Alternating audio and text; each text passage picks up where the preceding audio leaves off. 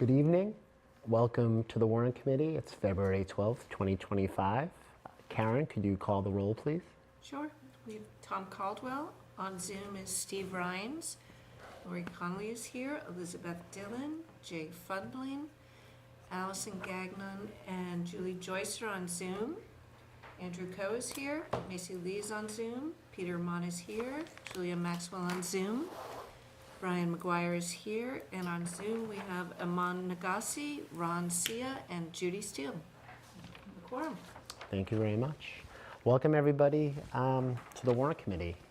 Tonight, we're going to be discussing some of our remaining articles that include our lighting bylaws, our bylaws submitted by the Planning Board concerning ADU and the site plan approval, and also a discussion on the citizens' petitions that were submitted. We have Peter Mello, our town council, here to discuss these matters with us and to answer any questions we may have. I know that there were several questions that we had, at least concerning, concerning each of the articles I mentioned that are still outstanding. Attorney Mello, if you want to come up to the table, welcome. Thank you.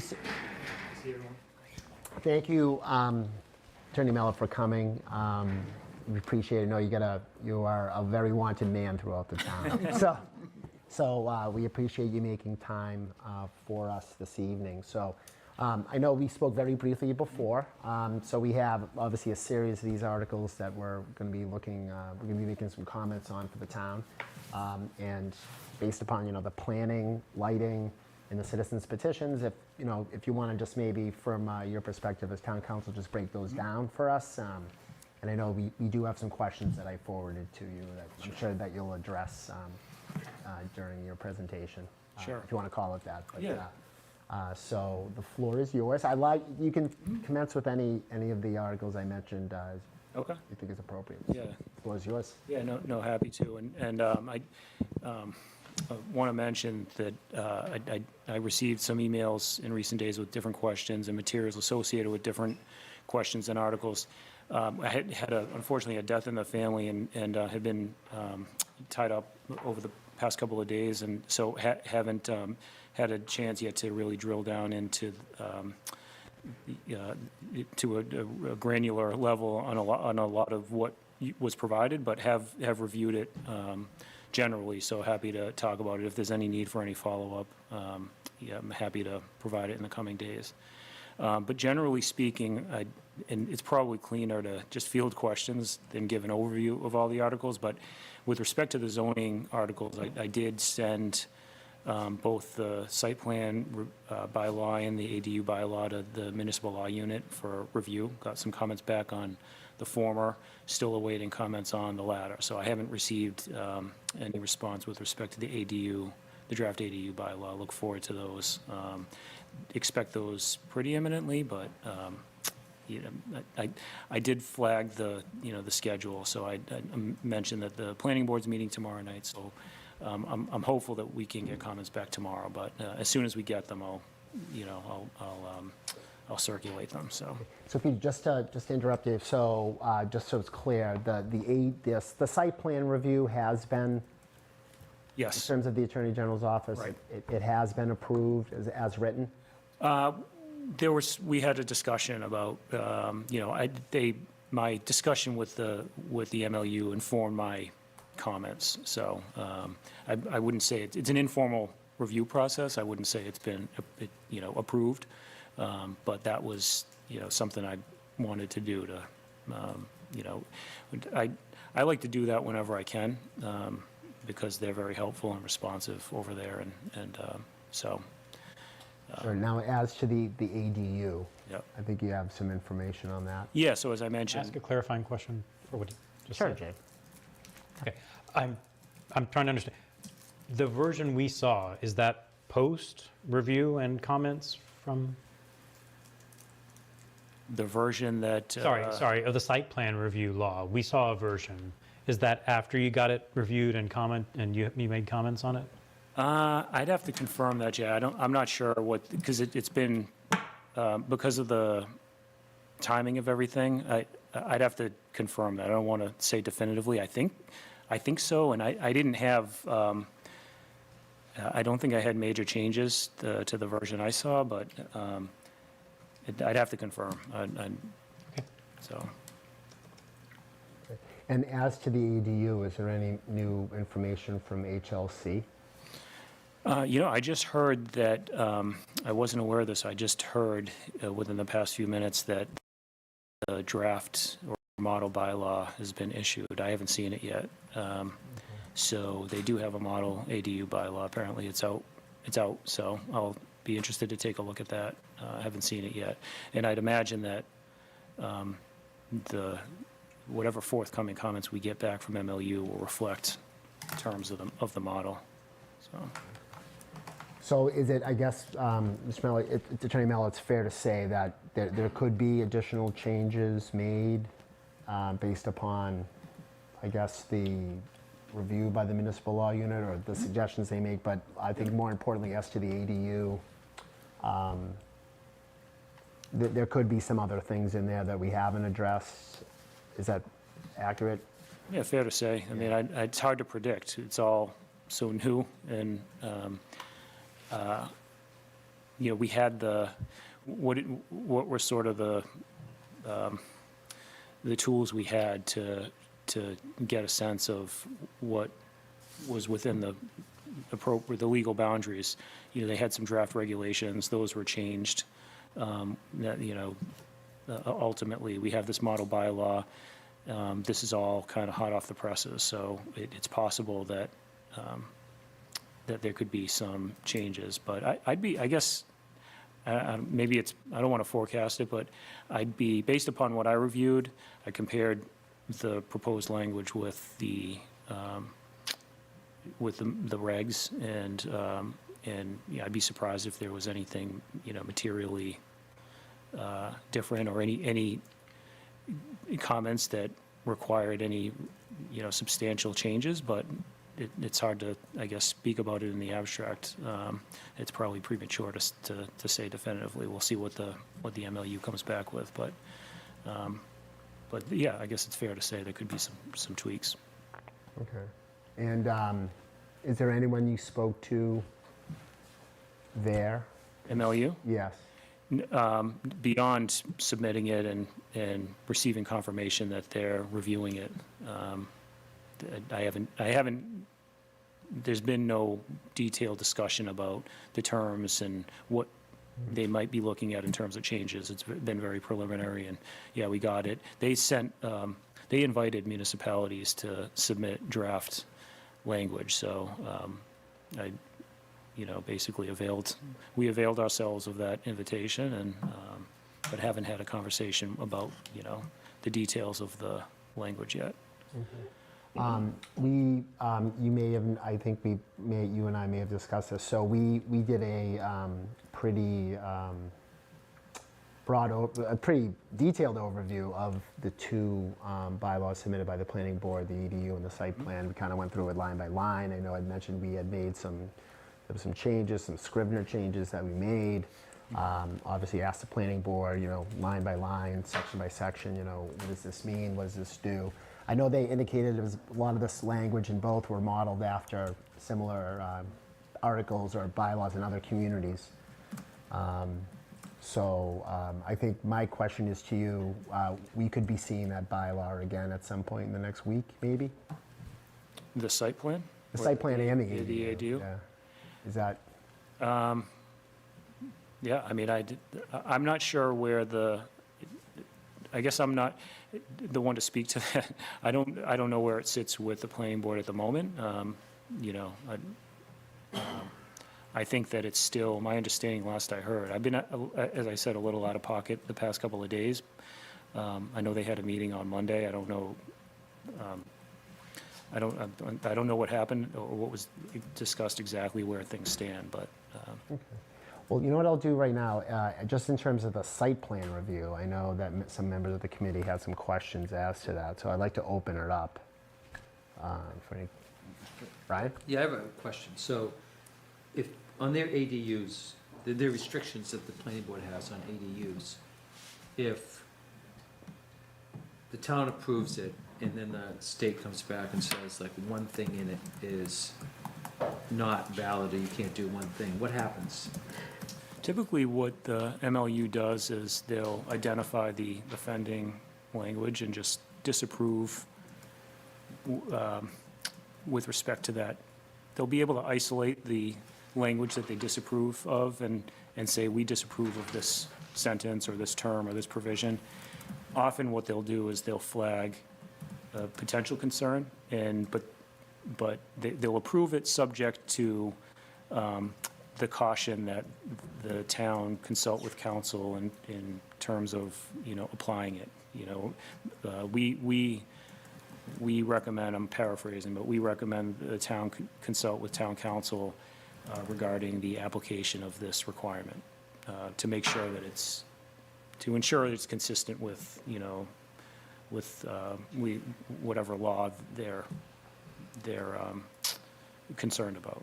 So the rest of it, Yeah, usually they'll Stay. say, right, they won't wholesale invalidate an entire provision. I mean, I guess perhaps in some circumstances they could, but typically they don't do that. They'll just, I isolate the offending provision.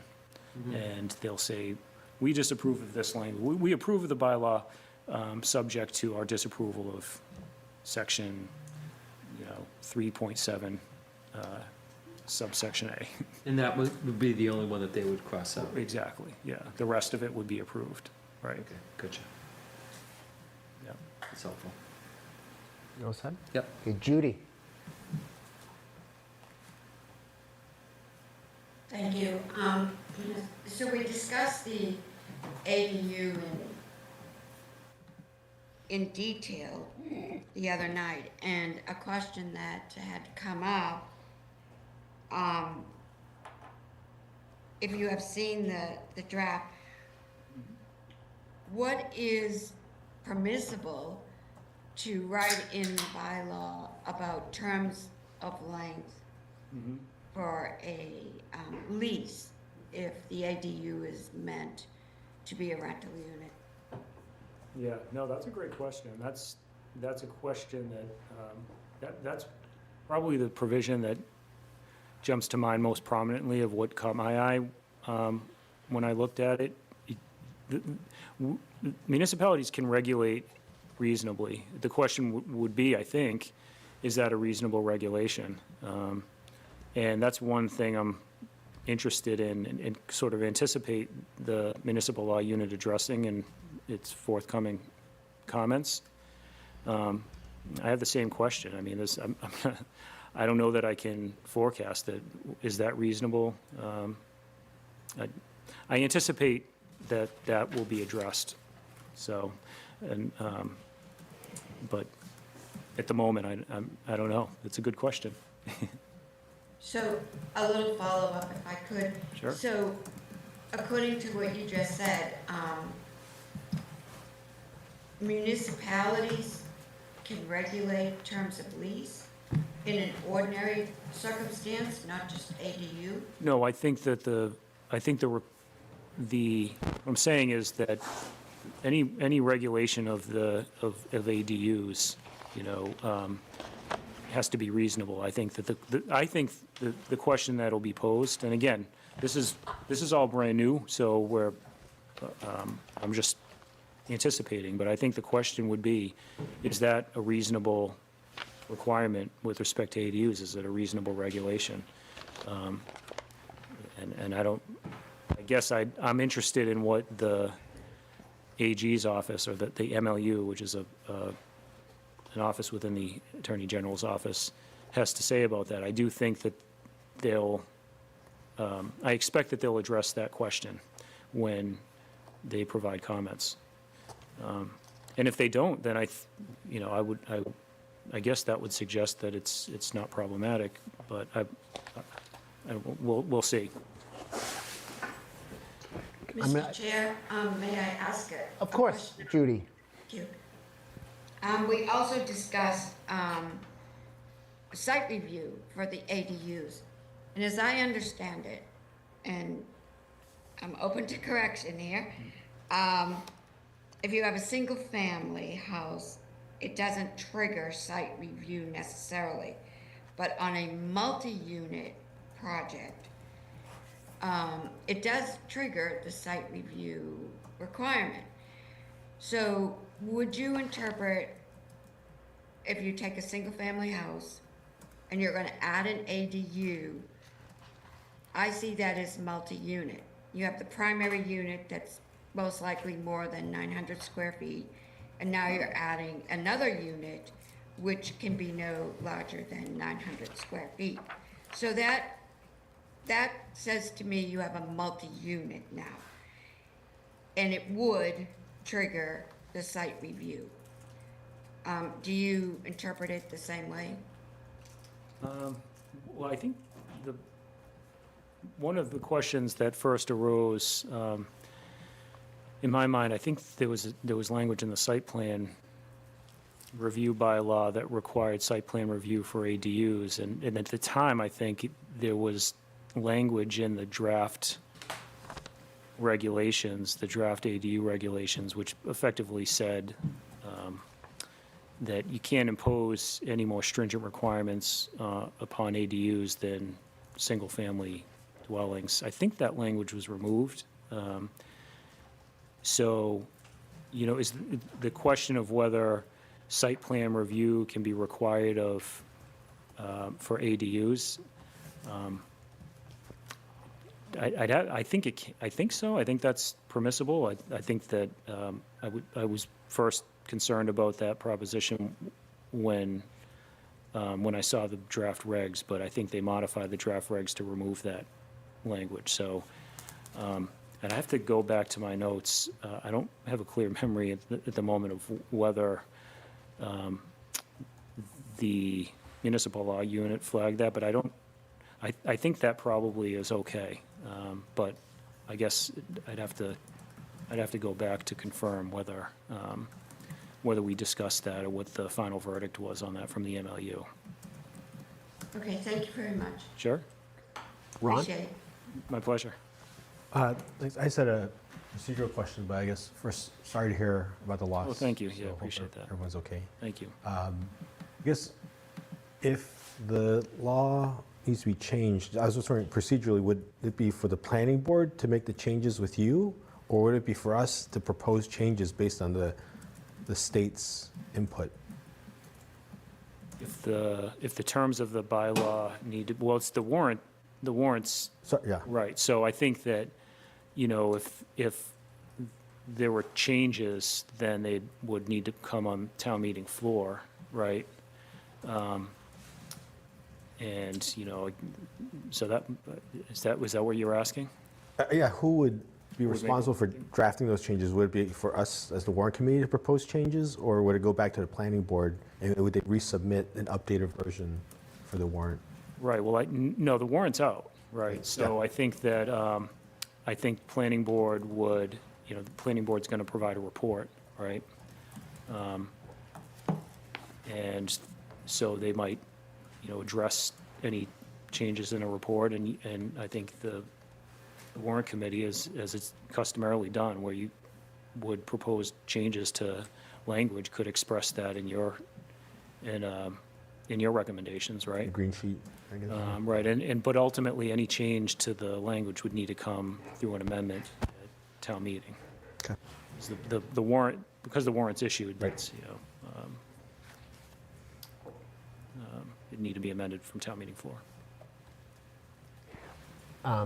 Attorney Mello, I have a question. I think that this might be a big question that, you know, members of the board, the committee have, but maybe just the general public.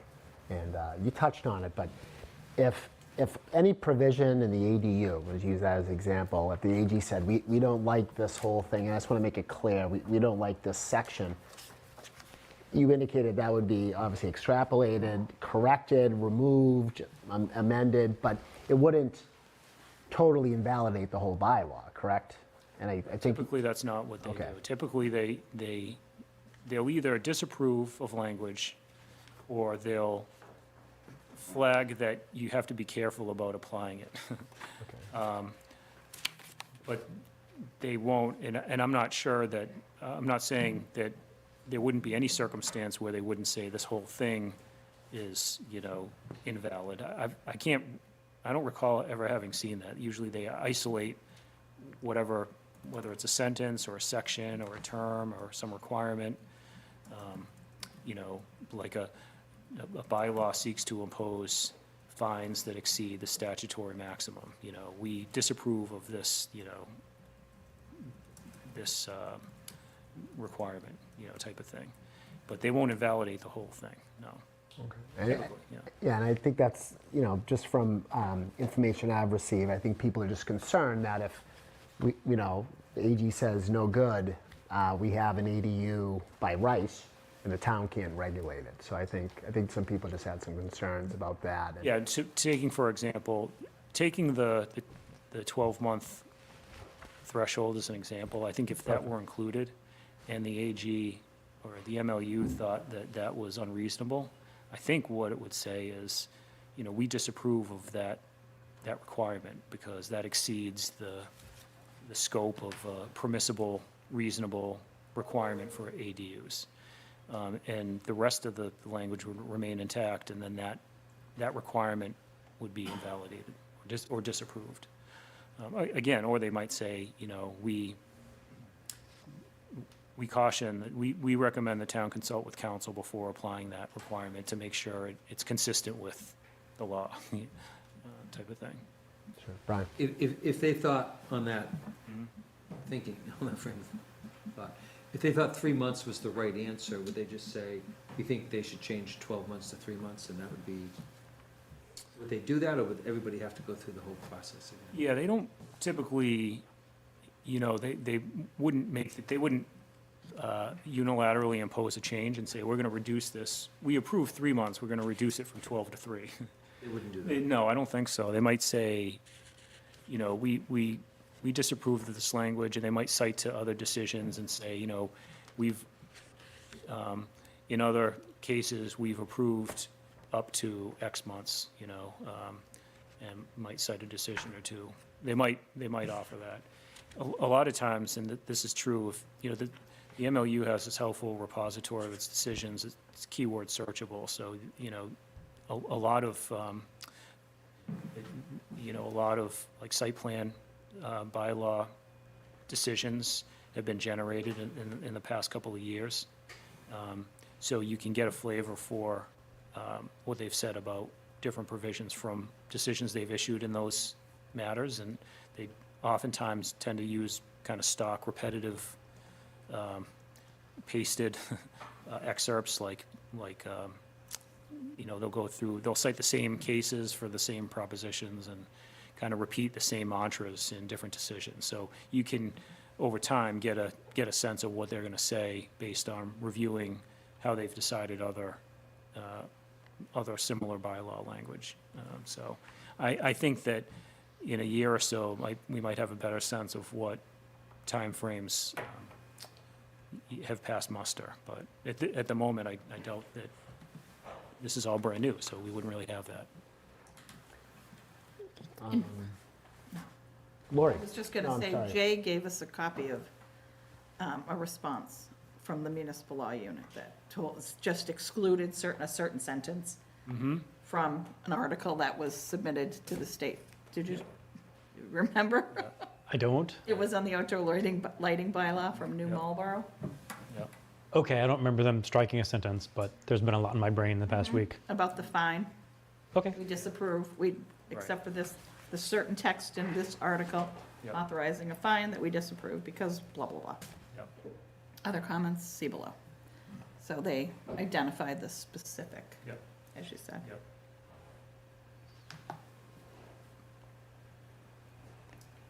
Anyone have any questions, like maybe about the short-term rental? Because you're looking at me. Fine, I will ask the Well, question. that was for another reason. Oh, just look at me for any reason you want to. okay. Liz, you have the floor. Thank you. I'm sorry about the loss of your family thank you. member as well. Appreciate that. So one of the things that we had talked about before, so I'm curious about your thoughts. So not any kind of a municipal attorney, so I don't know. But we had talked about the regulations. So I have it in front of me, so I'm gonna cite to it, but, in section 71.02 of, 760 CMR 71, so 71.02, it's the definition of, ADU. And it says that it's subject to, so little letter C, is subject to such additional regulations as may be imposed by a municipality, including but not limited to, short-term rental as defined by, and then it cites to Mass General Laws, Chapter 64G, Section 1, which then in turn defines under occupancy. So it defines short-term rental as a period of not more than 31 consecutive calendar days. So we were talking amongst ourselves, does that, and again, I don't know, does that then mean that we would not be able to limit a lease provision for more than, and I think what they're trying to get at, I don't know, but I think what they're trying to get at is like an Airbnb, VRBO, I thought it was VRBO situation. But does that mean that we're limited to that 31 days? Or is it more like, you know, they're gonna, like you said, they're gonna look at what's reasonable under the situation. Could be 3 months, could be a year, you know. I was confused about that interplay between the not really that confused, but the regulation, the statute, and then our bylaw. And I'd be interested to see the model bylaw to see if it has anything, but I know it just came out. Yeah, can't and find I on haven't Google seen it. anyway. No, it's a good question. I think the way I read that, I could be mistaken, but I read that to mean we're not trying to infringe upon municipalities' rights to regulate short-term rentals. This isn't intended to encroach upon whatever power you have to regulate short-term rentals. I guess is how I viewed that. So again, like the Airbnb, VRBO, we would be able to restrict that. You retain the same rights you've always had as a municipality to regulate those, whatever state law authority you have to regulate, the municipality has to regulate short-term rentals isn't in any respect reduced or inhibited by, these new requirements, is how I guess I interpreted that language.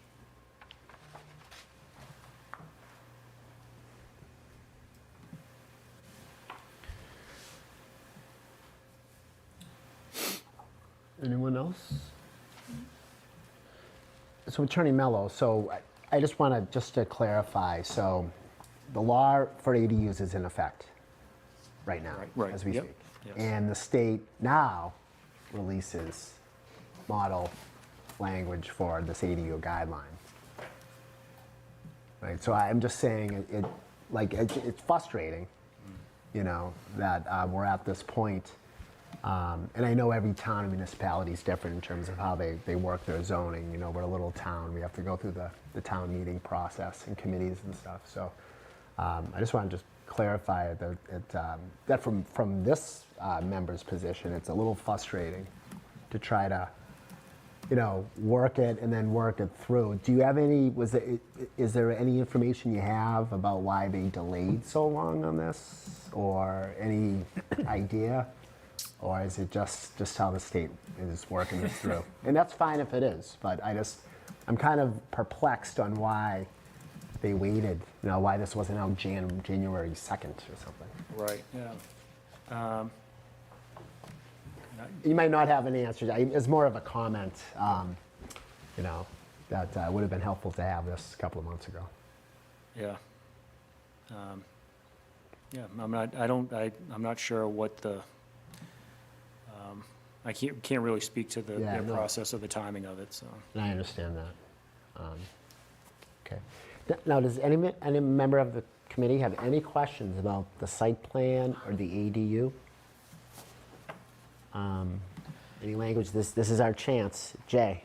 I just want to clarify something that I brought up earlier. Sure, please. You might have gotten a message from, I got a message from Meredith Hall, Chair of the Planning Board, and she confirmed that the version we saw was after the comments from Town Council. So I raised that question earlier. I got an answer. Want to tell the committee. Thank you. Thank you. Thank you, Meredith, if you're watching. I'm sure she is. The whole planning board is probably watching right now. Whole town's I- probably watching. Yeah, hi, planning board. Okay, committee, are we good with Attorney Mello, and any other questions concerning these two articles brought forth by the planning board? I know we had some lengthy discussions on them. I just want to clarify that I heard something correctly, which is that you're aware of how the state defines short-term rentals, and that you also believe that the AG's office is not generally trying to interfere with town rights to regulate short-term rentals? That's how I interpret it. Again, So that, that's my, so it's possible that more than 31 days, towns may be able to define short-term rentals something greater than what the state defines it as, in this particular case regarding ADUs. I don't want to reverse that. I think, I was just saying that I think the way they've composed the definition suggests to me anyway that they were trying to clarify that any restrictions or requirements applicable to ADUs has to be reasonable, but we're not, this isn't intended to, infringe upon any rights the municipality has to regulate short-term rentals, I guess is how I interpreted that. Despite the fact that they've defined, that they have their own definition of what a short-term rental is. Right, the state, yeah, there's a state law definition under an entirely separate statutory regime. It's a whole different chapter of the general laws that deals with short-term rentals and regulations, municipal regulation of that. Okay. I think that the purpose of the definition, I think, anyway, was, and this is, me kind of waxing poetic, but I think it was just intended to recognize the distinction, and we're not suggesting, that whatever rights you currently have to regulate short-term rentals is impacted by, by AD, I think. Okay. That's encouraging. Thank you. Okay. I've got a question about the overlap between these two articles. So I'm also looking at the regulations for the ADU bylaws, and the state is telling us that we can have a site plan review it's okay. I'm trying to parse through all the double negatives. We can have a site plan review that is clear and objective. And impose, I'll stick with the clear and objective. Now, 2 weeks ago, I knew nothing about site plan reviews, so I'm still a novice.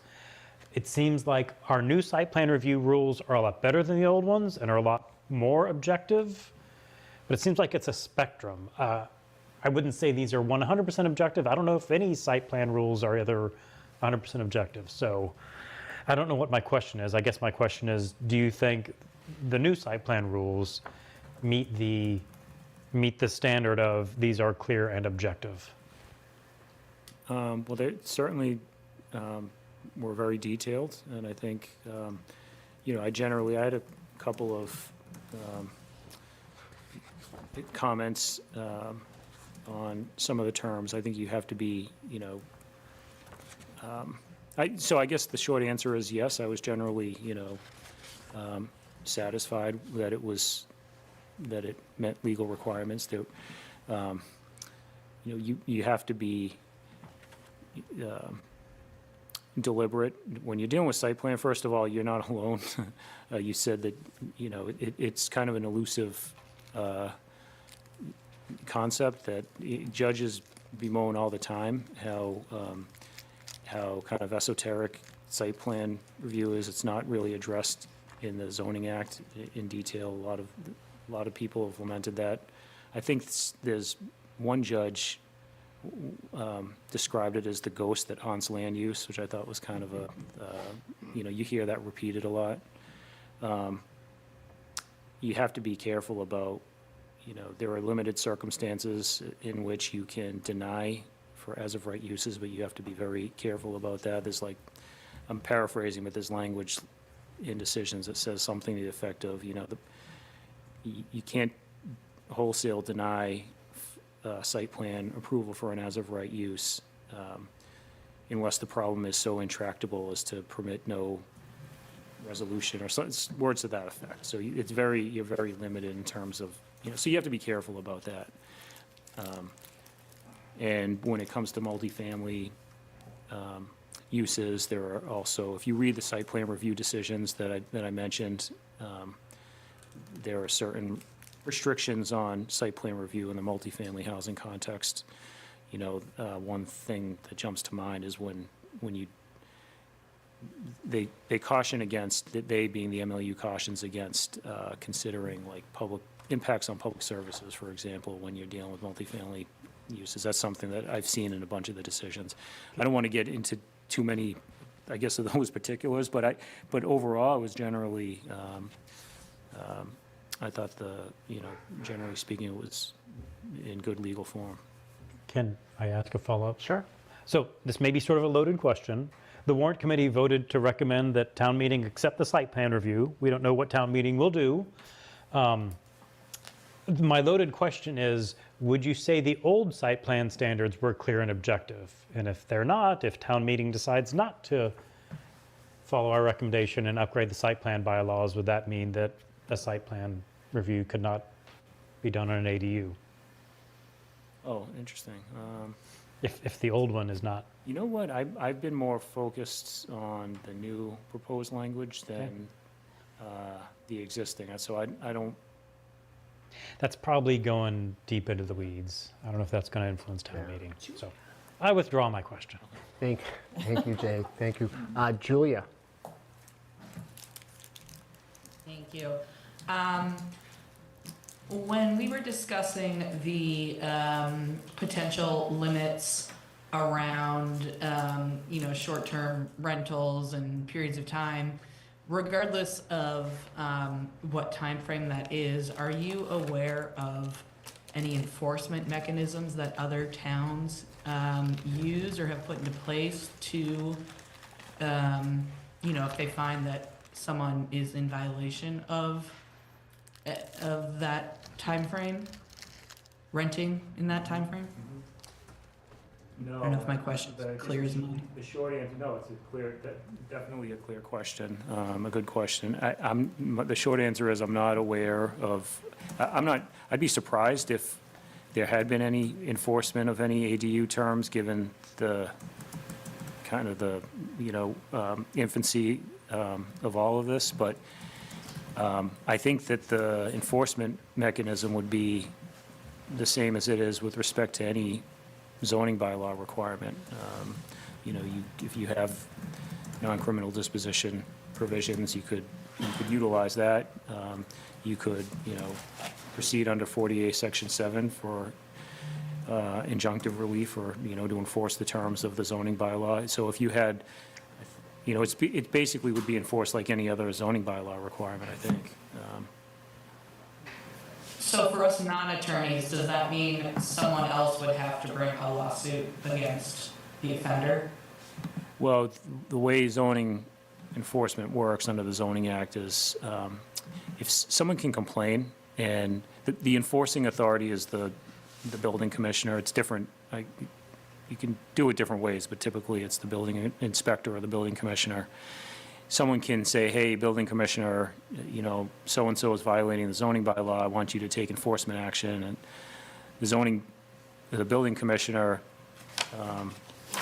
can proceed with enforcement. They can bring an action in the Superior Court or the Land Court and seek an order from the court that enjoins the violation that says, you violator have to stop violating.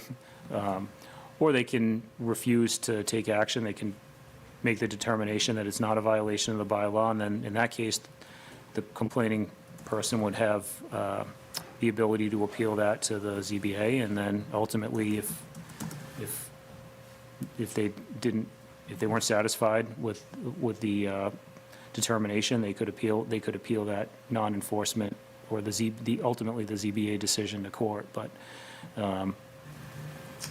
that's just, typical, that's just the process under 40A, which is the zoning act.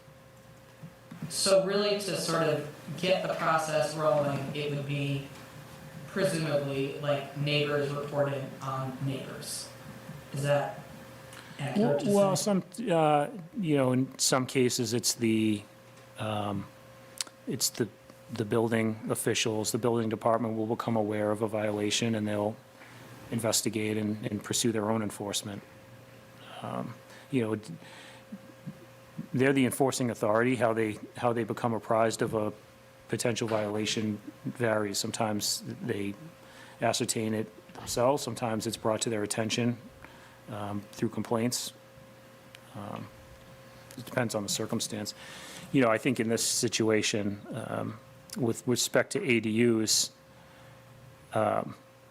there are, and I don't want to, maybe this is, I don't want to veer afield of the scope of a germane discussion for our purposes, but I think that there probably are some challenges in enforcing these types of requirements because, a lot of times you don't know exactly what the arrangement is, and, you'd need to, get into a property, or like, sometimes it can be hard to ascertain exactly who's living where, or what, there's just certain like logistical challenges to it, but it could theoretically, if someone were, if there were a violation of a provision pertaining to ADUs, and it were clear, and you had evidence to demonstrate it, you could pursue enforcement. Okay, thank you. Sure. Anyone else have any questions to the ADU? One. I would just think a neighbor, if they found out about it, they could raise a complaint, or a tenant could raise a complaint if they have an abusive landlord. There's a lot of ways people can voice their opinion. So I don't think that needs to be one situation where neighbors are complaining about each other. There's so many scenarios where a lease could come up. So. Liz. Thank you, Ron. So I just had something that occurred to me. My only fear with what you said about the HLC striking out the, MLU, the municipal law unit, yep. striking out the provision, thank you, because you're right, and I was wrong, but thank you. Striking out that provision, or saying, you can't have this provision, but look at our other, decisions for guidance of things that we have upheld. I'm just thinking about that, how would that apply? Because you just mentioned the tenants.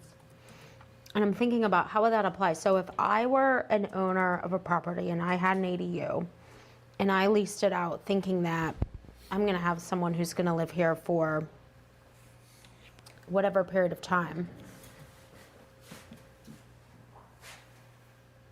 I'm just trying to think about like expectations. So a tenant and a landlord enter into an agreement and they both think that it's gonna be a certain length. And then now when that's stricken out, that would affect the existing like landlord and tenant. So people's expectations aren't really being met, I guess. You understand what I'm sort of trying to ask? Like those landlords and tenants, you would say, okay, you can only live here you have to live here for a year. Then the tenant says, well, now, as it turns out, you can't do that. I want to get out of this lease. How would that impact the existing lease? Because I would think that they would have to be able to let them get out, or you already entered into a contract, or, like what effect would that have on those people that already entered into that agreement? Yeah, I would think that they'd be held to it, but I just feel, I don't really know what would happen in that setting with the people that already entered into an agreement where the landlord says, okay, you have to live here for a period of 12 months. That turned out to be unenforceable. And now the tenant's like, well, I signed this contract because I thought it could do that. Now it turned out that that provision wasn't lawful. Where does that leave the tenant?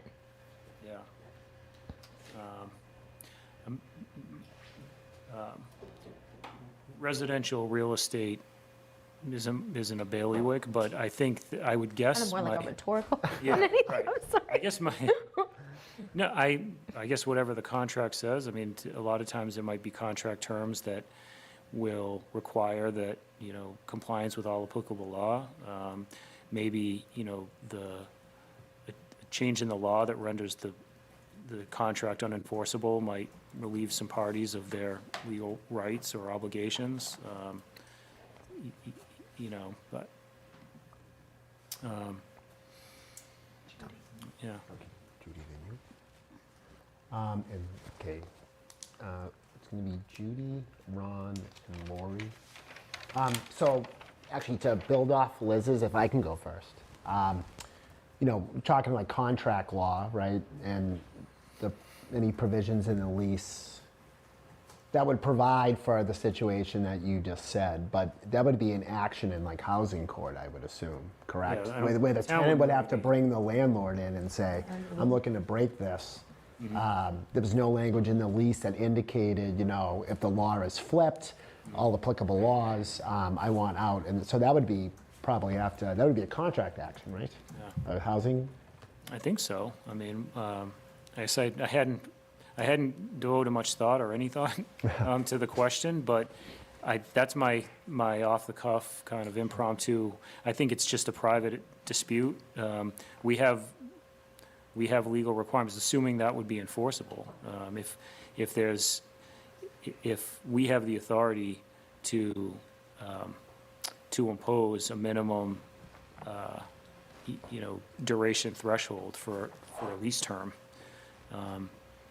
then if we have that legal authority, then, and we exercise it, and someone runs afoul of it, with respect to, you know, a contract that they enter into, I see that as a private dispute between the landlord and tenant. Okay, so it's gonna go Judy, Ron, then Lori, in that order. Judy? Okay, my question goes to ADUs. Is there a requirement that, say, so we'll use the municipality of Milton. Is there a requirement to let the town know that you have an ADU, a vacation rental? Because that is a common use of ADUs, short-term rentals, in regards to like a hotel. Is that a requirement that you need to let the municipality know you're using that portion of your property as a very short-term rental, 2 nights, 3 nights a week? Right, yeah, that, you know, that's a good question. I think that you need to obtain, you know, authorization technically to operate a short-term rental property. I think there's like a registration process. I have to confess that as I'm sitting here, I'd have to reorient myself with it. I'm not sure, I don't know all the particulars of that process. I'd have to look at that. It's been a while since I looked at that. Short-term rental issues were, there were a few years ago I dealt with them more prevalently. I haven't had occasion to really deal with them in a while. So I'd have to look. I'd have to check what the particular requirements are. But I guess my understanding is that you would need to obtain some. I don't know that whether that's through the state or the town or both, but that you need to have some sort of authorization to operate a short-term rental. In following up on that, I'd have to check.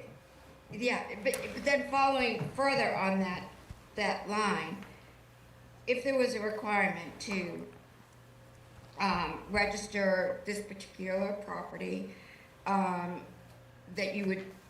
is going to be in use for specifically short-term rentals, 1 night to 30 nights, whatever, sort of like a hotel.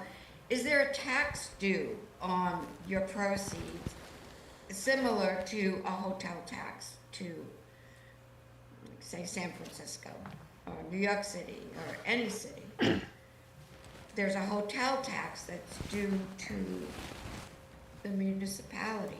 Would there be any taxation on the revenue to the town? Yeah, if memory serves, there is a provision in the short-term rental statute that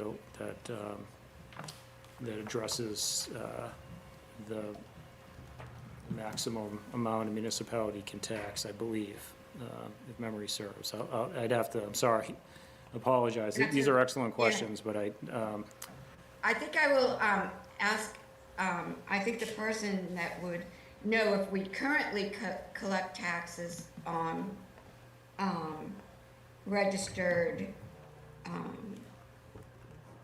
just call them hotels or short-term vacation rentals. If our town collects any. Yeah. Because if you go on any of these vacation rental sites, you will see, and you pump in Milton, what's up with Milton, I need to stay there for a week for graduation. How are we losing out on revenue? So I think that question that I just asked would probably go to Nick Milano. Yeah, I can chat with Nick tomorrow about this question. It's a good one, so. All right, thank you very much, Mr. Miller. Absolutely. Thank you, Judy. Ron? To Judy's question, I do believe there's a state tax. I'm not an accountant, and we're not going to talk about, it's not relevant to this law, but I do believe that for short-term rentals, you are supposed to report, you're supposed to get a certification from the state in order to operate. Let's not get into details there, because that's outside the scope of this. But I think certain municipalities will have additional taxes, because I think certain municipalities on the Cape will require additional city tax. That's not in this law, or this warrant, so, but I think there are I think you're right. registrations that you need to do. I think you're right. I just would need to spend 15 minutes refreshing my memory. It's just been a while since I've had any occasion to deal with short-term rental issues. There was a time when, it's funny how that works too. You know, there was a time when I could have readily, I think, just probably gone chapter and verse, and somehow years passed and children were born, and I don't know. It's funny. I'm just struggling to remember it at the moment. Yeah, get through the day, exactly. I'm looking at the MLU database right now. Looks like 2018. This is pretty awesome.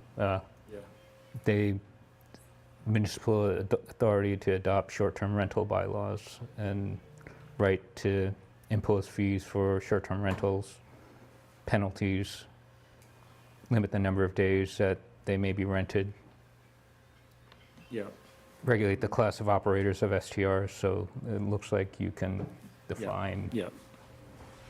But My other comment was, Liz, I think the scenario you raised, it'd be a little different because this is a minimum standard. So it has to be, it can't be less than 12 months. That's the language today. So in that scenario where a tenant and a landlord, hypothetical, it could be that if a landlord says, I'll rent it for 30 days, and the requirement is no less than 12 months, I guess the tenant can say, you're not allowed to kick me out after 30 days. This Yeah. has to go for a year. I know. And I guess you could the tenant could try to say, I need to stay. But that's another hypothetical that's, Yeah. you know. I think it'd be a little harder for them to do the opposite, which is to get out of it Right. early. Yeah, it's interesting, Ron. Thank you. I've been staying in my house for a long time. Same premise. You all set? Lori? So this is with the municipal law unit now. The ADU draft. And just to, I guess, clarify, is the municipal law unit reviews it formally after it's Correct. acted upon at town meeting. So this wouldn't obviate the need for the bylaw to be submitted to the municipal law unit. This is just kind of like an advance review. You know, I think in recognition of the, you know, how new all this stuff is, the MLU actually invited and issued a message to municipal council inviting them to submit draft ADU bylaws for advance informal review. So where it is right now is with MLU being, you know, vetted informally. And when do you think we might see that back. I'm hopeful tomorrow. I kind of laid out the timelines. It, you know, it's, they're probably reviewing a lot of these, and, you know, so I don't want to impose on them, but my sense from my discussions with folks there is that they anticipate getting back to us, you know, consistently with the schedule I laid out. And I did mention that the planning board meets tomorrow, so I'm hoping that we get comments for tomorrow. And something as big as we're saying we want a 12-month lease, and they can only do it for 31 days, that would probably be picked up by Yeah, if that I was think- an issue, right? Yeah, I think that's why I expect that any forthcoming I would comments would hope so. address it. You know. So I guess to solve your question, and we get it back tomorrow, and there's only one ADU application in, and then it has to be built out. I don't think we're gonna have that problem. That's what I was trying to Thank you. solve. Thank you, Rory. Okay. I had another, I think we resolved this at the, with the planning board, but section D, really all of section D, which is design standards. I had asked them about, number 1, which had previously said that exterior modifications to a principal dwelling or accessory structure, as well as the construction of a new detached unit shall be, that's what it used to say, shall be architecturally compatible with the principal dwelling, as well as including the use of complementary color palettes, exterior finishes, window types, roof pitch, and other design features. Then the planning board voted to recommend to change that to should be architecturally compatible. So I just wanted your opinion for D. I know you've looked at it like that would meet the requirements because it's limiting.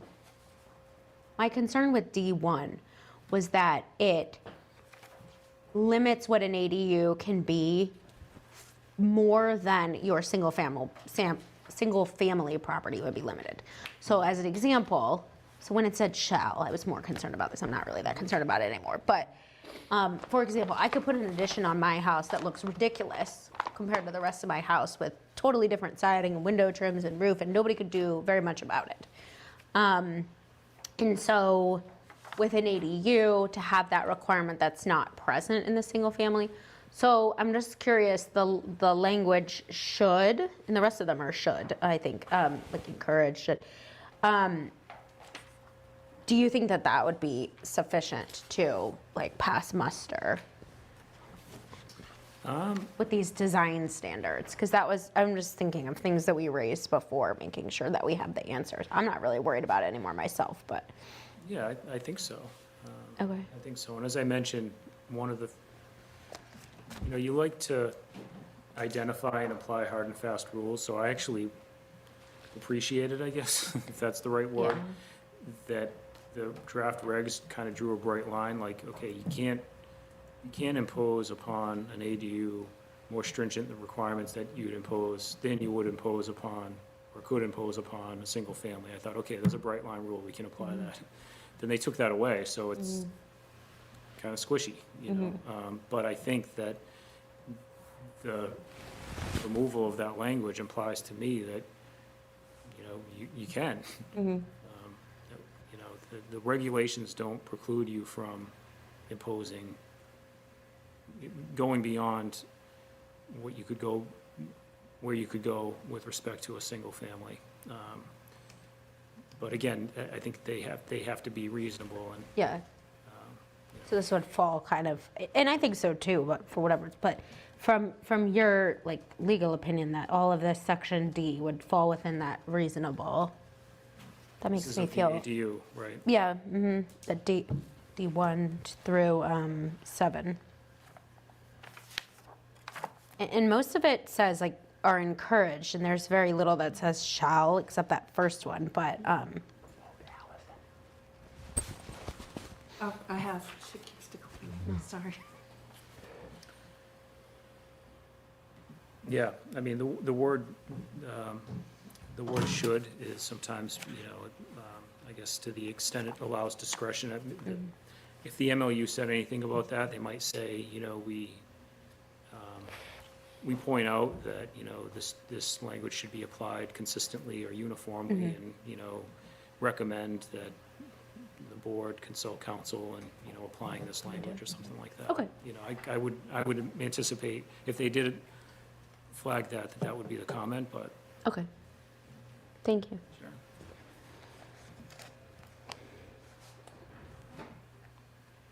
Sure. Any further questions concerning the ADU? Okay. We'll move on. Maybe, I know I kind of gave you the freedom, but I have a list here. Do you want to talk about our 2 citizens petitions, if you could? Sure. And maybe start with the appropriation? Yeah. So one of the questions that I anticipated fielding was the question of whether you can lawfully reduce an appropriation so as to create a deficit. And I contacted Ken Woodland, the chief of the Municipal Finance Bureau with the Division of Local Services, a division of the Department of Revenue. Ken is terrific. He's very accessible and very bright, but he is also very willing to opine and publicly. So I whenever I speak with him, I say, I do ask him for his permission to mention that I spoke with him, and as I did in this case, and he said, yeah, absolutely. So what he said was that, and he said there probably are a couple or a few provisions that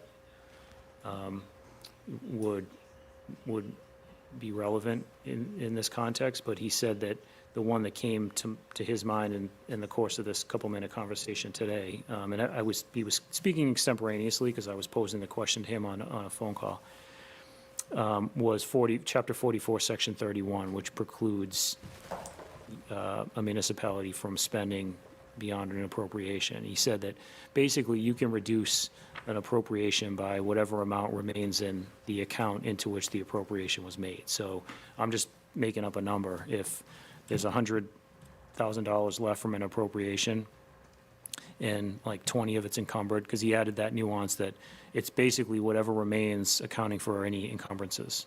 So if a check has gone out, or if there's a bill received, an invoice, let's just for even number purposes, say you have 100,000 and you have a bill for 20, you have 80,000. So the maximum amount by which you could reduce that appropriation would be, you basically could reduce it down to zero, but no more. So that would be the maximum amount that you could reduce the appropriation, would be the amount that remains from the appropriation, accounting for encumbrances. Okay. Does everybody understand that? Julia has her hand up. Julia? Thank you. So in this particular instance then, based on what Nick was telling the warrant committee on Monday night, there was approximately $283,000 appropriated to this line item. We've already spent close to $75,000. Do we know if there's any other money that has been encumbered so far, or that we would need to account for? I do not. Nick would know Okay. that. Yeah, I don't know that. So assuming that there isn't, that brings that amount down to $208,000. So if the citizens who brought this petition forward wanted to move forward with it and have any chance of it, being legal, I guess, they would need to, the article would need to be asking to move no more than $208,000 elsewhere. Is that accurate to say? Yeah, I think that's accurate. I think you'd need to amend it. Yeah. Okay, thank you. Sure. Judy and Allison. Judy, you're first. Thank you. When Mr. Milano was here, he did say that there is ongoing or non-adjudicated litigation with a 40B project on Canton Avenue. It's still in process. So how would we determine how much of that money we're gonna need to continue with the Canton Ave 40B project? To come up with a number that we can reduce this line item to. So we don't actually have the bill because there's no adjudication in the case yet. And could, in fact, require legal billing. Yeah. Well, I think it's an inexact science predicting what your necessary legal expenditure might be. But, you know, often, typically you can formulate a rough budget for a case, which may change depending on the course that the case takes. But the person best equipped to estimate a budget for a particular case is, I think, the attorney handling the case. So I think that case is being handled by special counsel. And ultimately, to get a kind of a ballpark sense of how much more they might need to litigate the case for the rest of the fiscal year, you need basically to ask them. You need to consult the lawyer, which. So in the terms of you cannot reduce past, so they would have to figure out that the probability of a further reduction via this litigation and go no further down. So say that litigation might come to, as you say, $20,000. So now we take that $208,000, and we would have to say, we need to leave 20,000 for when this bill comes in.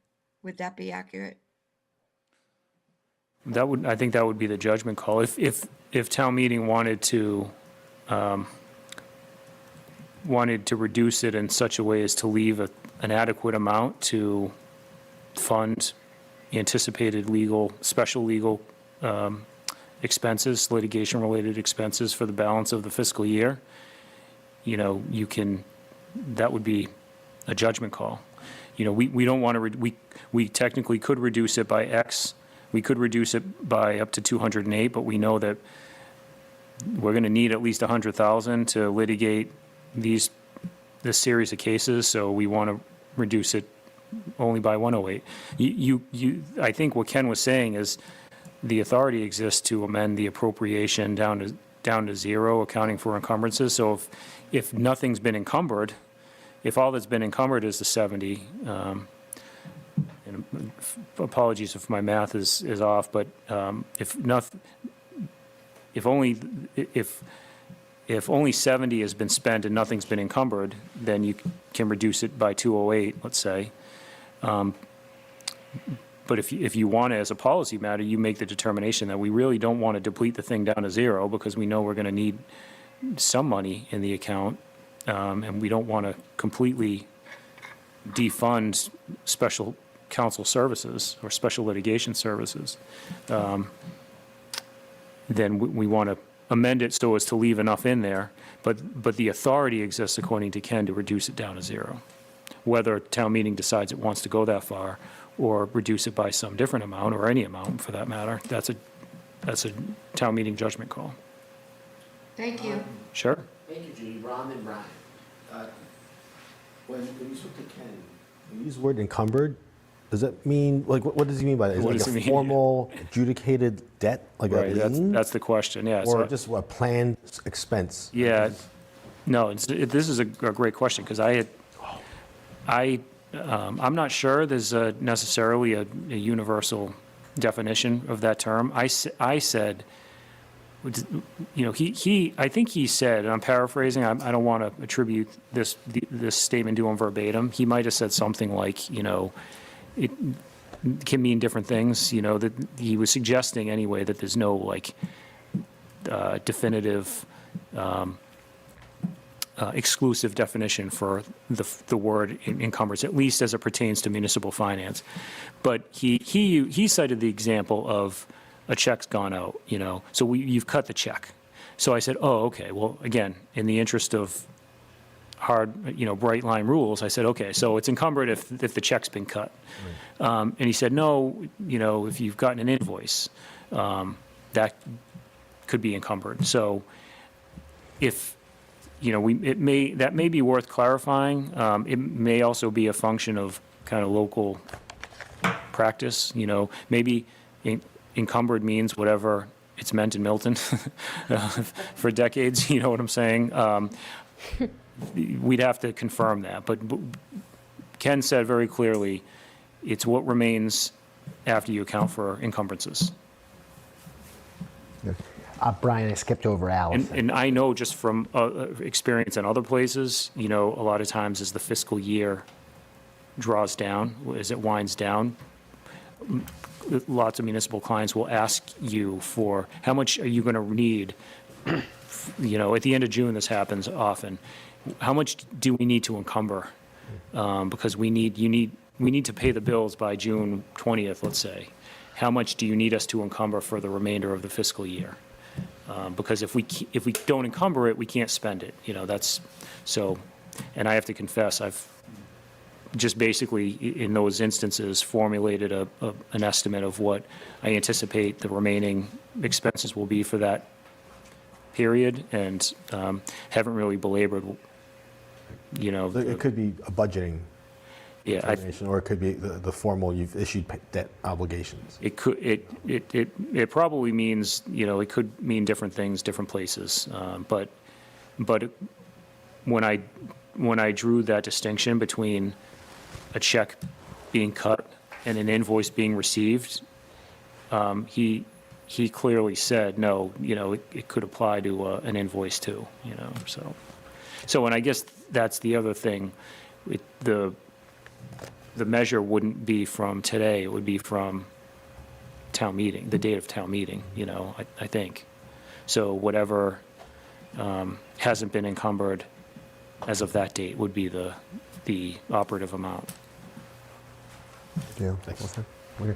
I'm going to go. I thought I was going to hear a mailbox rule come out of your mouth, but it didn't. So I'll go to Allison and then Brian. Brian, I apologize. I think Judy hit the question I had about any debts, and I think any more time just continues to add to the debts. So yeah, just good. Thanks, Allison. Brian?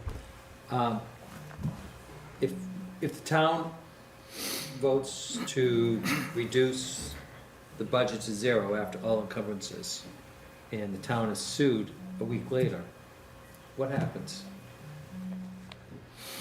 How do we represent ourselves? Right. Well, there wouldn't be money available. You know, there are, you could make a supplemental appropriation.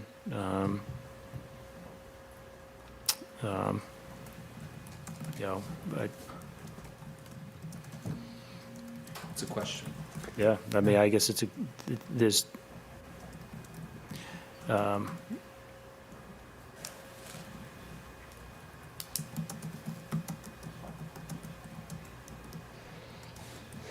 ultimately, you know, the provision of legal services is a cost associated with it. So if there's no money to pay for, to litigate a matter, I guess it would, I don't think there's a one-size-fits-all answer. I mean, if I were like on the eve of trial in a case, I don't know. I've never thought about that. I don't. It'd be an unusual predicament. I mean, it could put the town at peril by being sued by multiple people, because you'd be wide open. in a way. I would think, right? Why wouldn't you? Time to slip and fall, you know what I mean? Right, there'd be, Time to do it. Well, the Kidding. slip and fall claim probably would be covered by insurance. So you don't have to worry. Time to slip and fall. I can take a swing at that. I'm thinking wood chipper. The one we Right. just bought? Yeah. I'm thinking that the town would come to the Warrant Committee. Yeah. And ask Oh, to yes. use. Supplemental appropriation. Ask to use free cash. No, not free cash, the reserve fund, is that what Oh, it the is? reserve fund, excuse Yeah, me. reserve fund. So That's the what would same, happen. Yeah. So they would come, I would assume, just how we've done it, that they would come to us and say, this is how much we need, and what do you say, Warrant Committee? And it's not, Which is a, oh, I'm sorry. Can somebody, Got my hand up. Peter? Yeah, I was just gonna say that based on Nick's presentation on Monday, I would assume that in that scenario, it would, they could draw from the reserve fund, assuming that the select board and the warrant committee approved that transfer, after, from May 1st or later.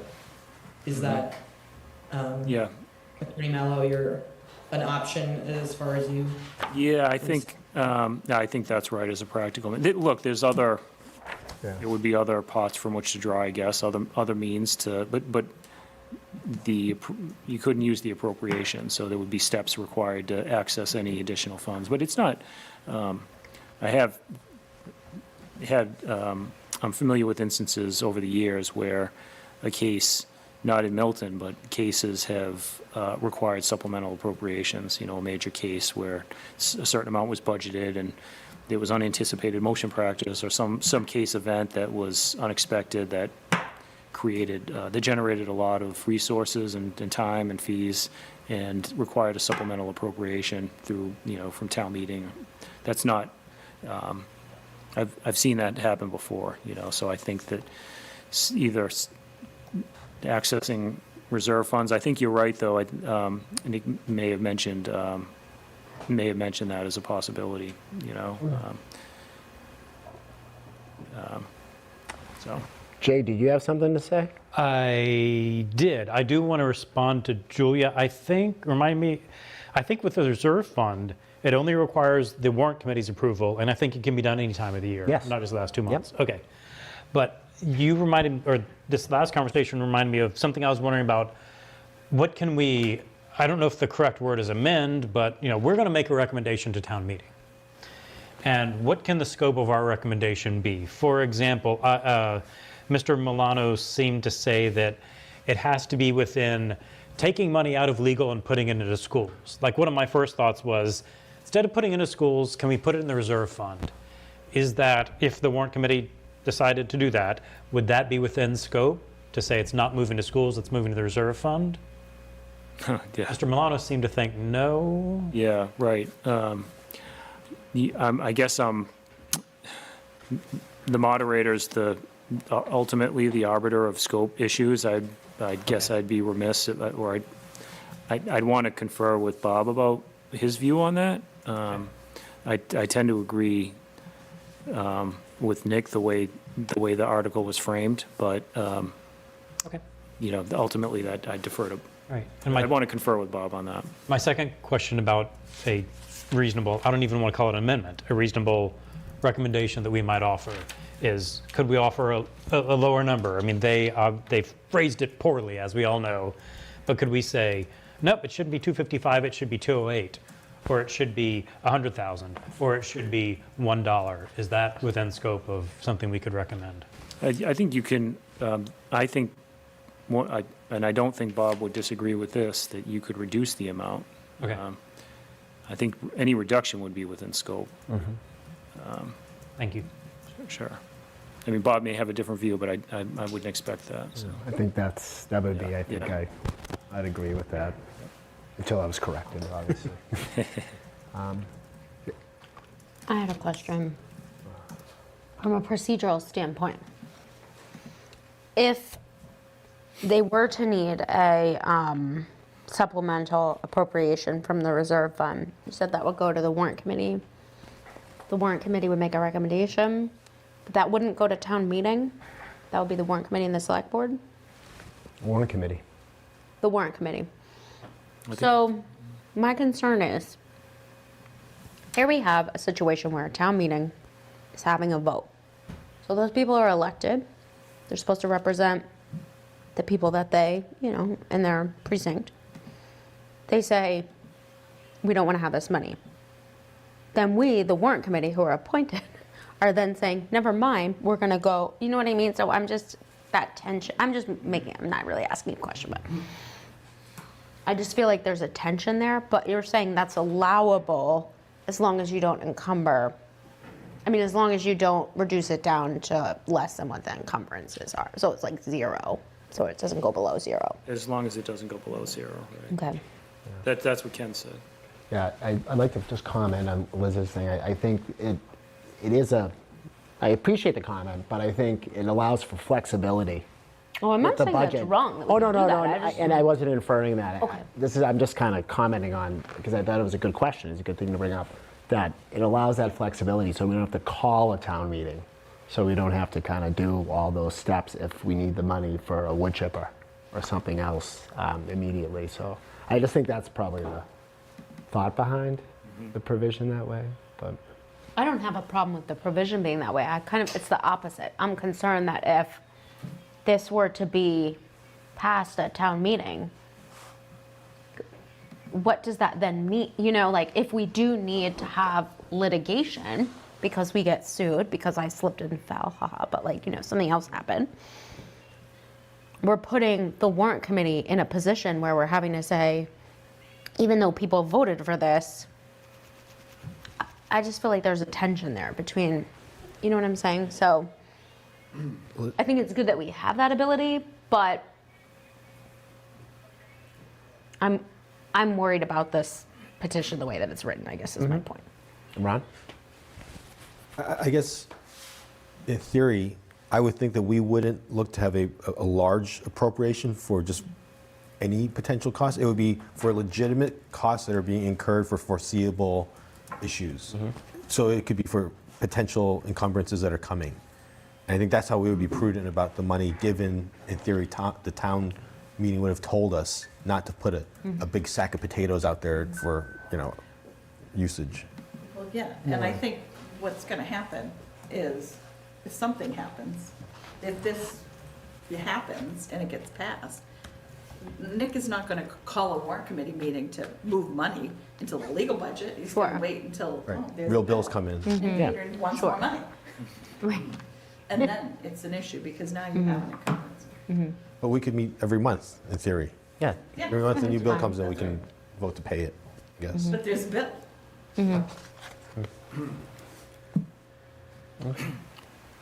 Everyone satisfied? Not really, but best we can be at this point. I appreciate the questions on citizens petitions. Maybe move on to the next petition. Sure. Yeah. This is the planning board, the town instructing the planning board to come up with a reasonable, or to implement the MBTA Communities Act zoning plan as presented. So if you could just from your perspective as town council, on that article as it's written. Yeah, so I guess I'm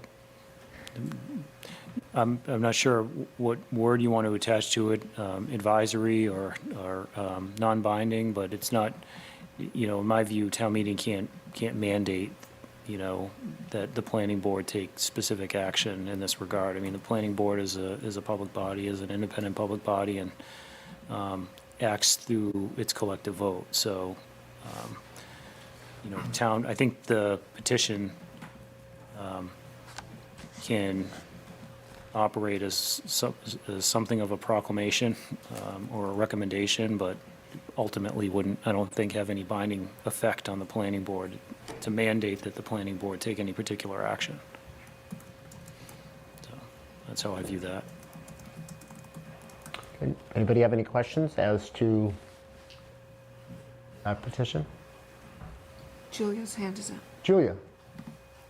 Yeah, I have a question that is somewhat related to this petition, but, the planning board has made no secret of the fact that they are taking legal advice from a, unpaid citizen volunteer.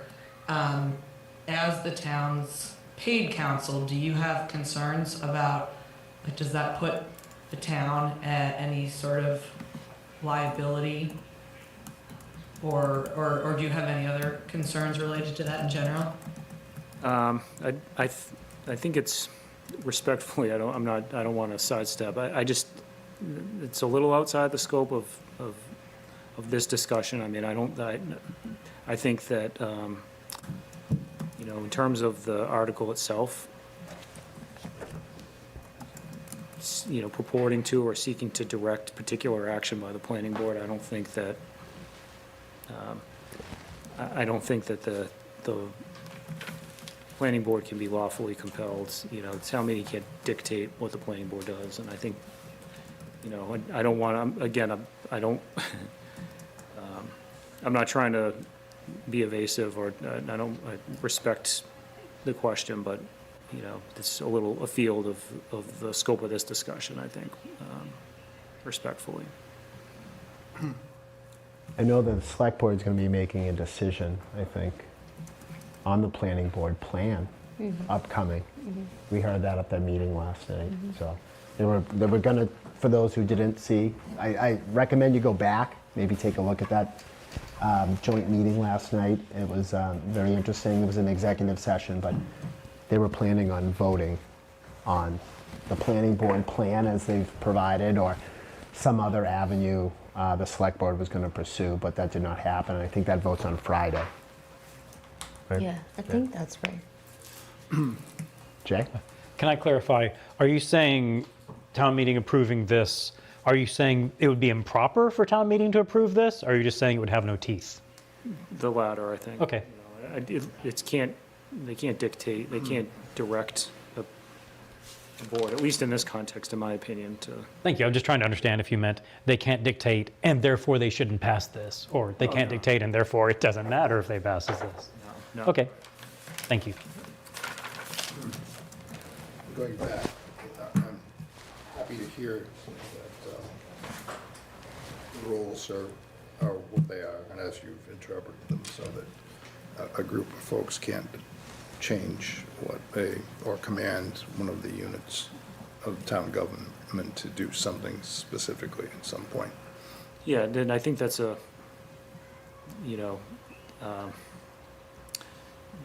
don't like to speak in absolutes, as you probably gleaned, but because I think, there's an exception to every rule generally, Sure. which is itself an absolute statement. But I think, no, as a general proposition, like town meeting, there are certain actions that it has to authorize. So you can't take action without authorization of town meeting, but often there's a distinction between that and directing, I think in this context, I don't think that town meeting can require this public body to take any particular action. So taking that a step further, they could, however, take money away from a elected body, which is the first petition. Is that correct? Right, I mean, insofar as the town meeting controls appropriations and, has to authorize appropriations and could, rescind or amend an appropriation, I guess, in that sense. Have we seen many of these requests by petition to amend or rescind an An appropriation? appropriation? Yeah. Anecdotally,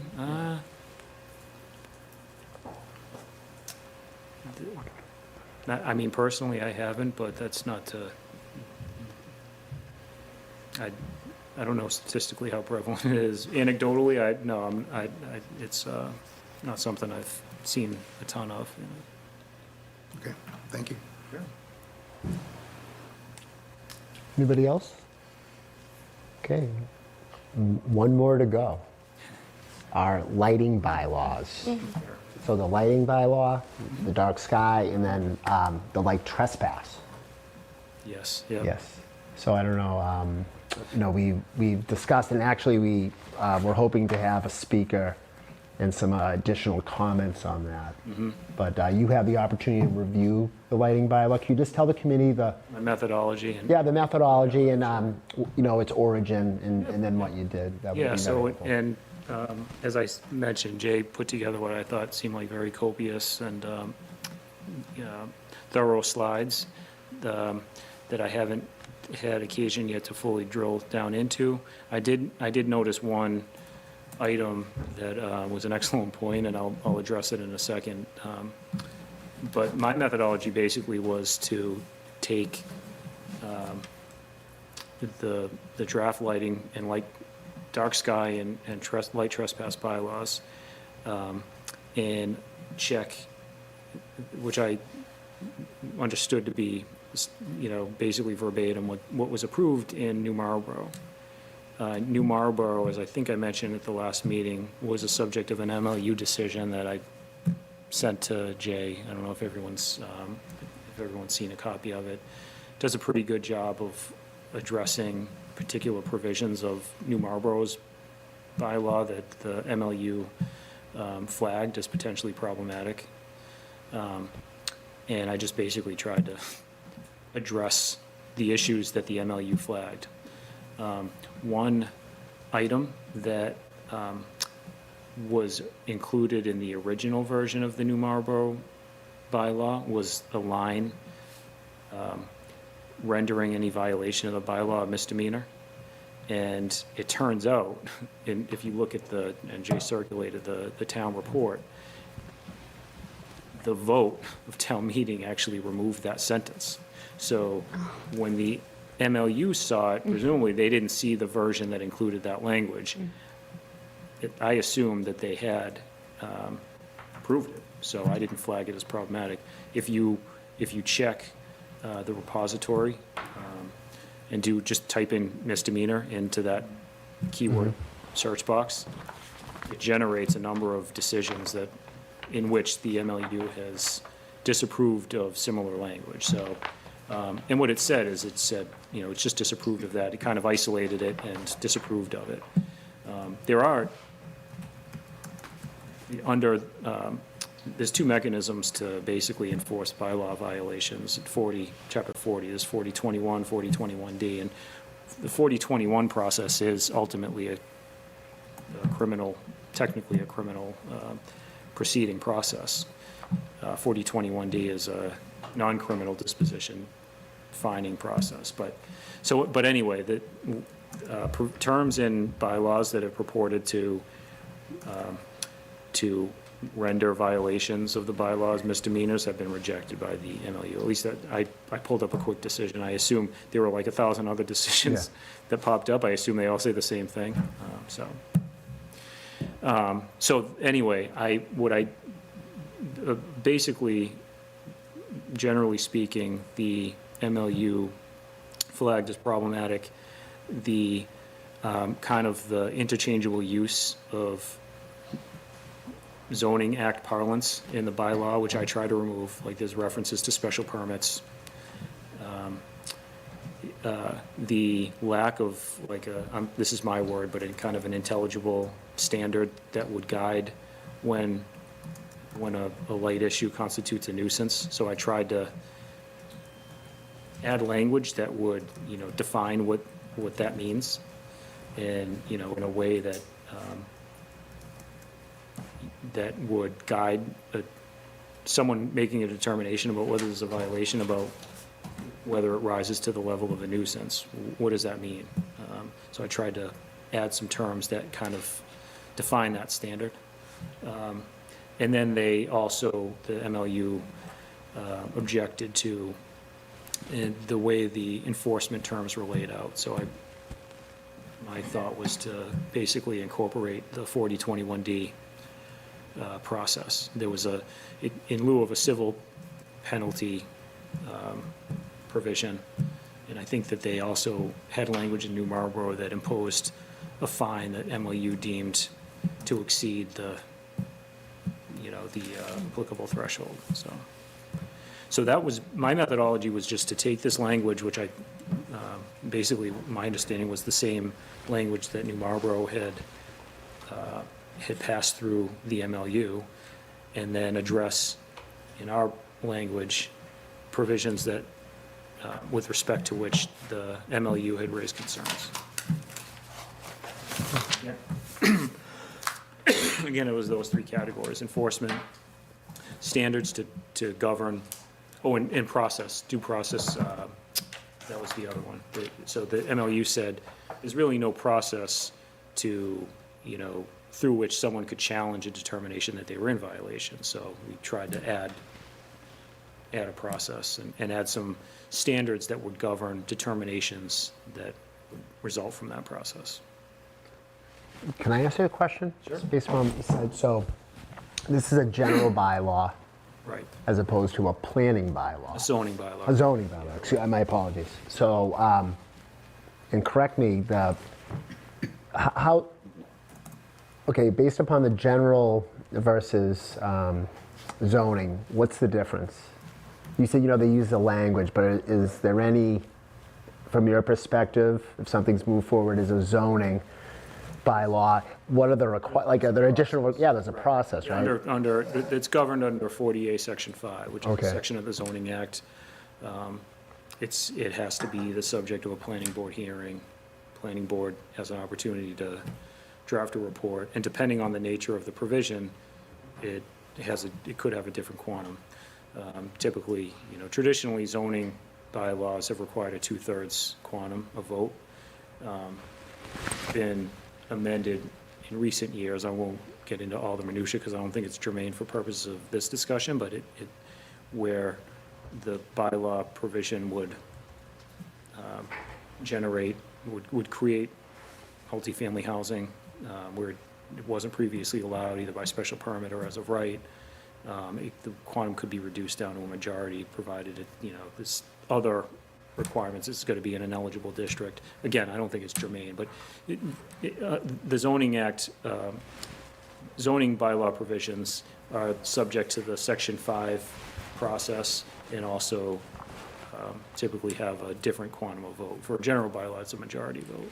So it's the 2/3, and you did mention, and I say this because I... It's for a zoning bylaw. True. And I saw an iteration of this back in 2015 that was brought forward by the planning board, circulated, and really never got traction. But what you said stuck with me. So with the planning board, as we know, there's a public process. So there'd be public hearings. Right. Okay, and there was none, and under the general, there are none. There's no requirement, correct? Right, there's no, a public hearing. And the report and... Right, no planning board report, correct. Yeah. But this, as the MLU decision reflects, this was passed in New Marlboro with the MLU's approval as a general. As a general. Okay. Both of them. Okay. Any dark sky, Lori? I just had a question about how did you choose New Marlboro? A very rural community in the western part of the state. That seems a little bit different than our bright skies in Milton.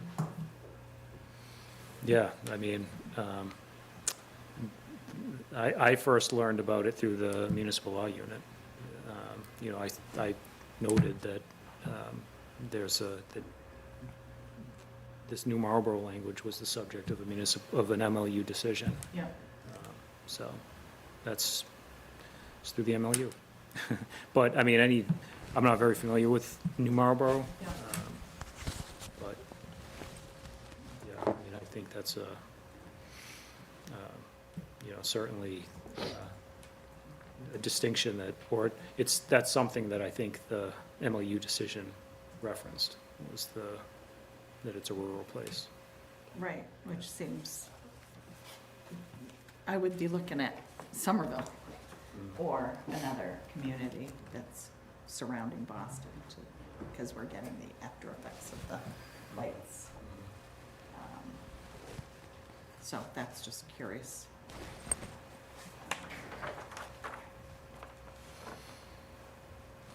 Any other questions or comments? Mr. Dark Sky?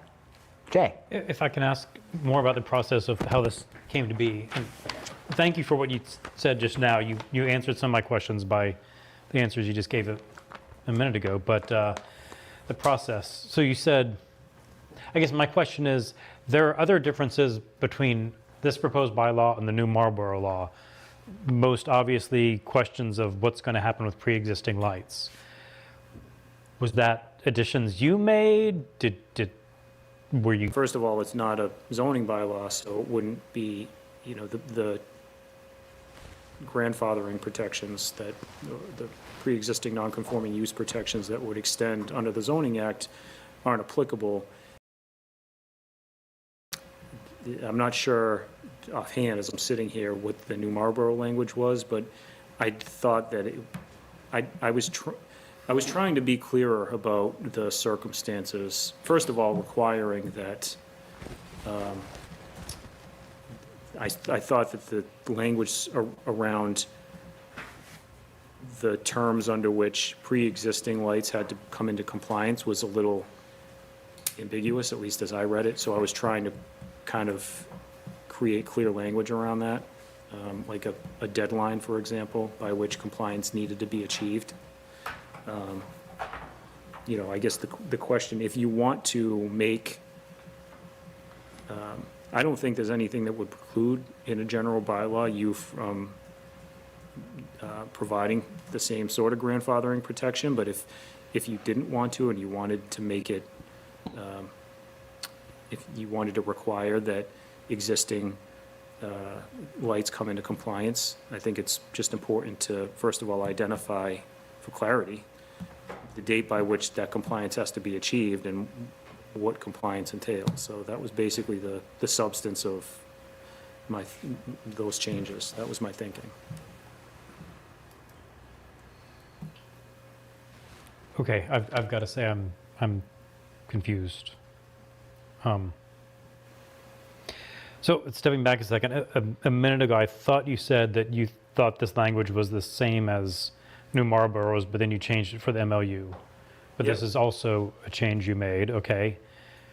I guess, I am, when I read these current bylaws, I'm confused if current lights are grandfathered or not. That's where I stand right now. Yeah. So I don't know which wording you added, and I know you don't want to speak for like any select board members. If any select board members added language, I am. Yeah, and it's hard for me. I'm just, I don't want to, obviously, I'm trying to be mindful of any privilege protections that would extend any communications I had, but also. Thank you.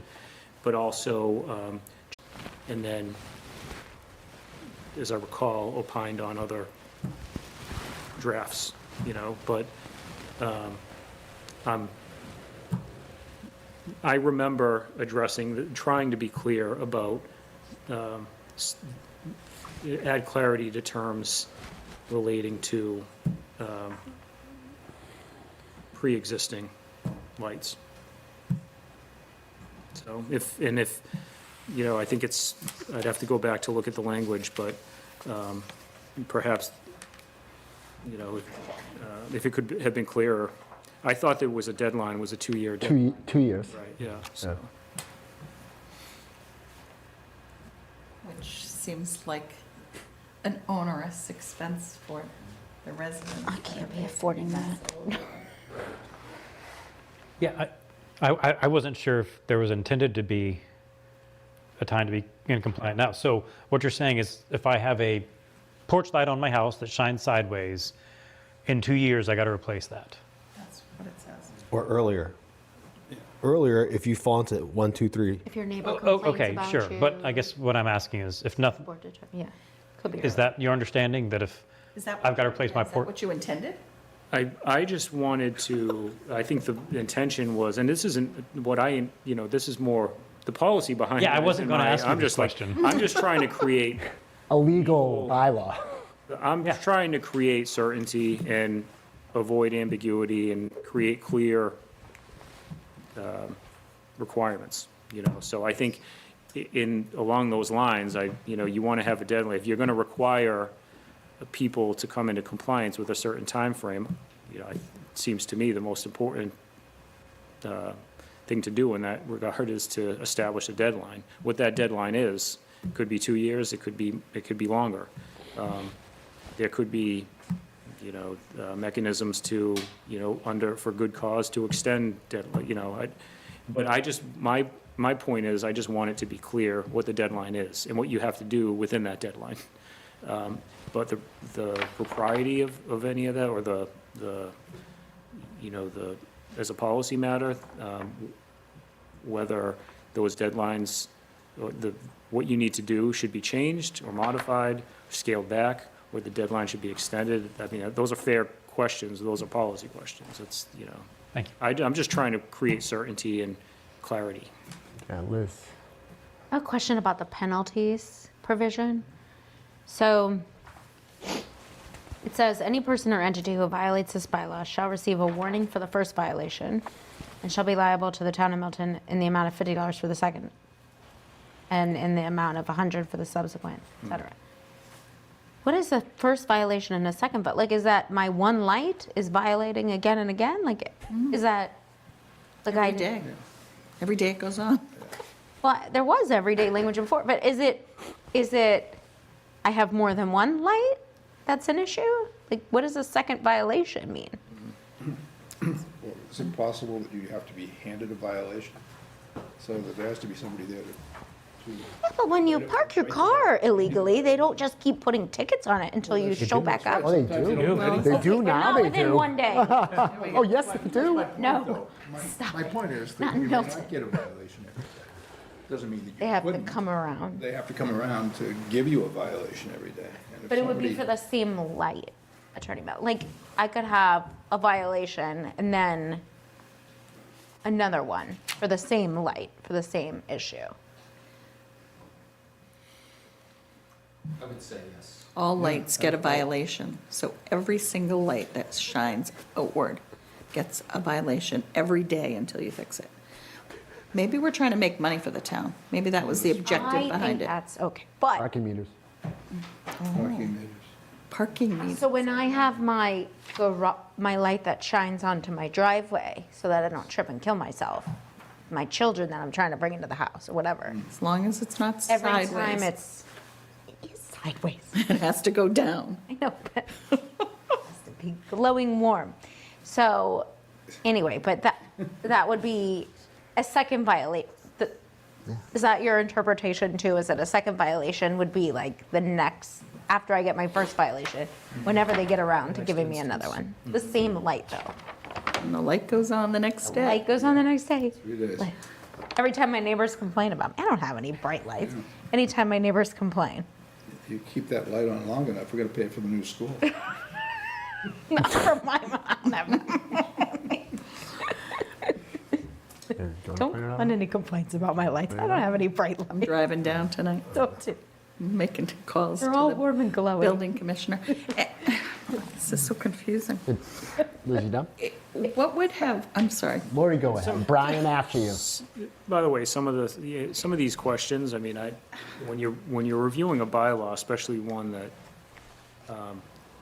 that basically tracks either verbatim or substantially language that the MLU approved, and the question is this in proper legal form? I mean, some of the questions about different scenarios and how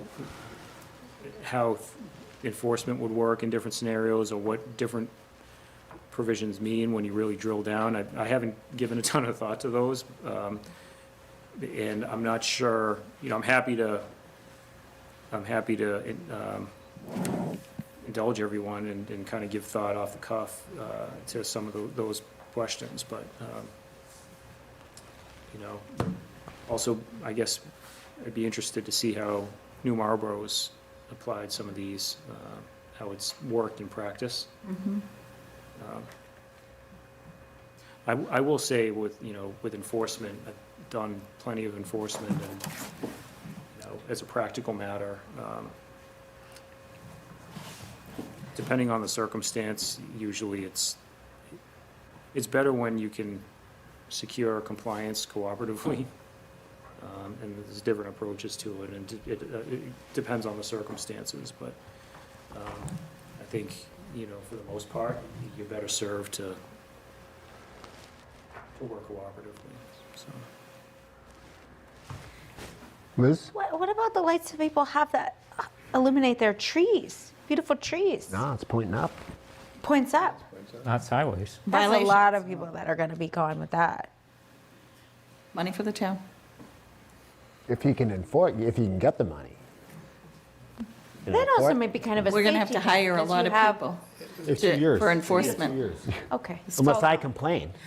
Change the- Thank you. change the bulb. Change the vote. Thank you. Lori?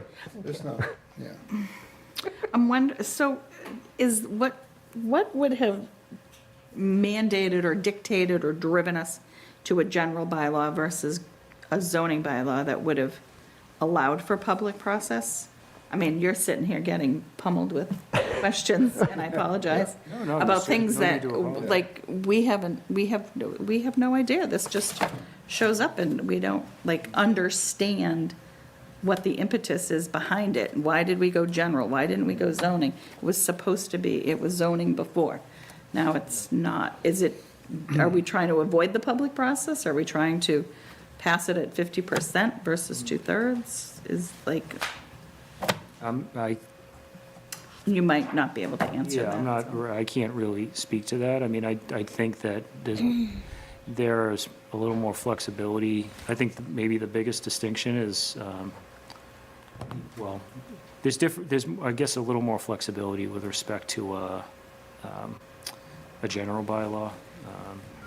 And this has been approved as a general bylaw, but I can't really, I guess it's more of a policy question. I don't really.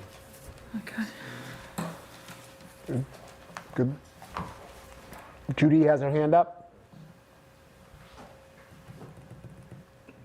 I think I missed, and this may not go directly to Attorney Mello, but which department in our town is going to be the enforcing agency? I think the select board, right? So, I think what I'm trying to say is, if there's a report of a light violation, which department handles this? The building department, I don't know. This says the So- select board. Yeah, the select board. So Well, they will, any determination of a violation would be made by the select board after a hearing. and then they would be, going forward, they would be handing out these citation notices? Right, determinations, yeah. Okay, thank you. Jay? So, yeah, I want to ask a little bit more about enforcement, specifically Mass General Law, Chapter 40, Section 21D, which is another thing I'd never heard of till 2 weeks ago, but I'm going to pretend to be an expert. That is just, I would put in common language, that is a way for towns to enforce bylaws by writing tickets rather than taking someone to court. So this, I believe both of them say, and I'm quoting, "Fines shall be recovered by indictment or on complaint before the district court or by non-criminal disposition in accordance with MGL 4021D." So to me, that sounds like we can get the fine by taking them to court or writing them a ticket. Yeah, and that's, I'm sorry. Okay, so does that mean the select board gets to choose? You're violating, and they get to choose which one that is? As the enforcing authority, I think so. yeah. Okay, thank you. My next question was, again, I'm a newly minted expert on 21D. It looks like there are a couple hard and fast things that they say you need. One is you need a strict fine. It can't be, and we have that. That's good. And another one is you need to list the enforcing person with a capital E and a capital P, which goes back to what my colleague just asked about. And the only other place we reference 21D in the Milton bylaws is the stormwater complaint, and they list the enforcing person, and there is the I don't know, DPW, I think. So it's sort of a technicality, but is that a technicality we need to meet in order to meet 21D, the enforcing person? Yeah, that's an excellent question, Jay. I'm glad you raised that. I think the identity of the select board as the enforcing authority would suffice, but I can confirm that, and if I feel like there's a need, or the MLU would flag that as something that would need to be either incorporated into an amendment or addressed, then I'll raise that, and it would be something that I think could be adjusted if needed. Samples that I saw often said, in this example, the enforcing person is the police department, or it's the police department or the building inspector, Yeah. or, so, would we say police department or select board? And then, No, I don't know. No, that's an excellent point. Like I said, I'm glad you raised this, because it could be, that could be probably identified more explicitly. I think it Okay. probably, in my view anyway, I would take the position it's sufficiently covered, but for good measure, it might make sense to, provided town meeting were to adopt it, to amend it, just to explicitly refer to an enforcing official or Well- to the board in that paragraph. Okay, yeah. And so even more nitpicky, my colleagues will tell you that I like to pick nits. If MGL 21D, or whatever, 21D, the intent is that you can dismiss the criminal issue by paying a fine. For your first offense, you get a warning. How do you pay a fine if you only got a warning? Is that too nitpicky? Is that a reasonable question? Oh, yeah, of course. No, I think you would,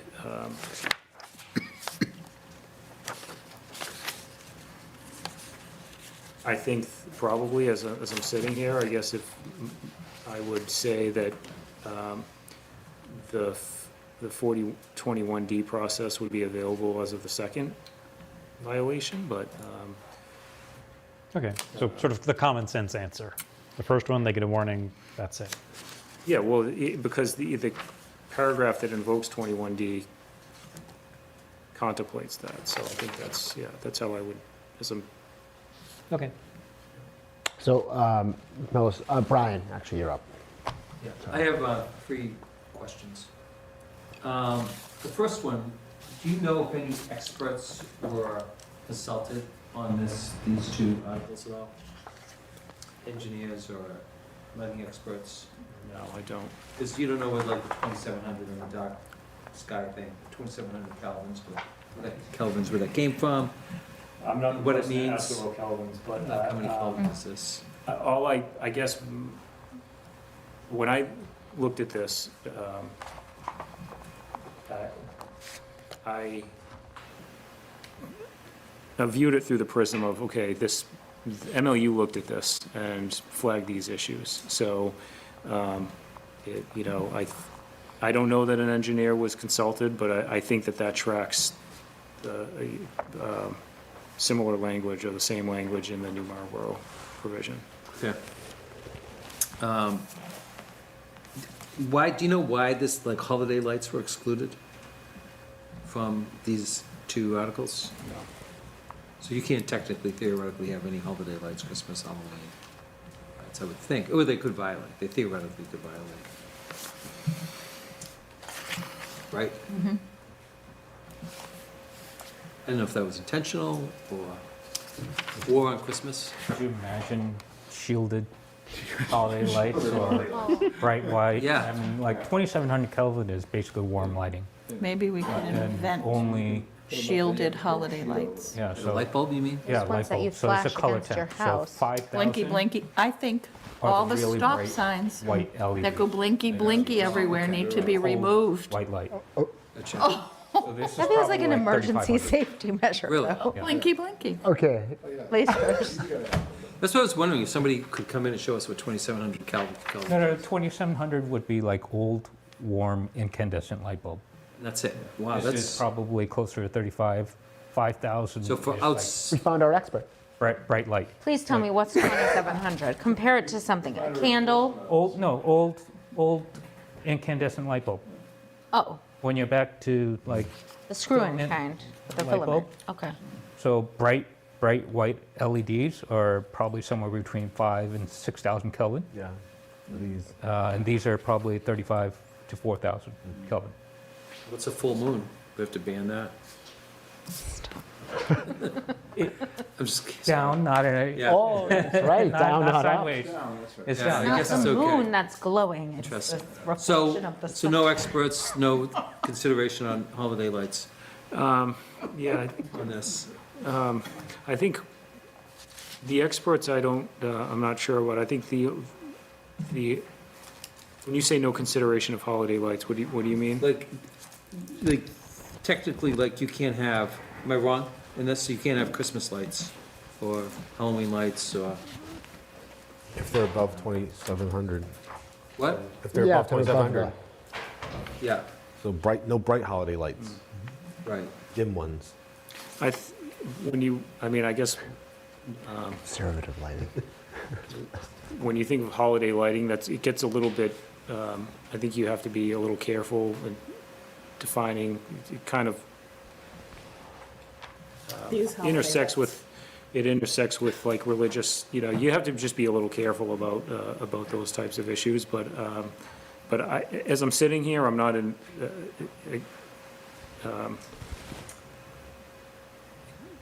a great position to answer that exact question. Yeah, I mean, I don't, like 2,700 kelvins, does that mean two bulbs, is, No, it's not 54. it's not lumens is like the brightness. yeah, Kelvin is a color temperature, like warm or cold light. And so I can understand where this came from, which is a reaction to when LED bulbs first came out and people started putting them on exterior lighting. It was like daylight. Yeah. And very, very Not different like that. from when people had incandescent bulbs in. They're like, oh, I find this much more offensive. And some people have genuine visceral reactions to bright lights, and I get it. I don't love it, but I understand it. And New Marlboro, I just looked it up on the map. It's in the sticks. It is. 2,000 people live there, I think. It's like, makes Great Barrington, which is nearby, look urban. Great Barrington is urban. I've never heard those two words I together. looked it on the, I mean, it's I did literally. see it, they did a great job. Brian, you have any? Yeah, one more question. So was this particular law, set of laws, just written for one issue, one problem, do you know, in Milton, one complaint for the entire town? No? Or was it a To my knowledge. series of issues? You don't know. No, it's not. Well, what has started this, do you know? Would you know? LED bulbs years ago. In all seriousness, I think. What? LED bulbs years ago. Mhm.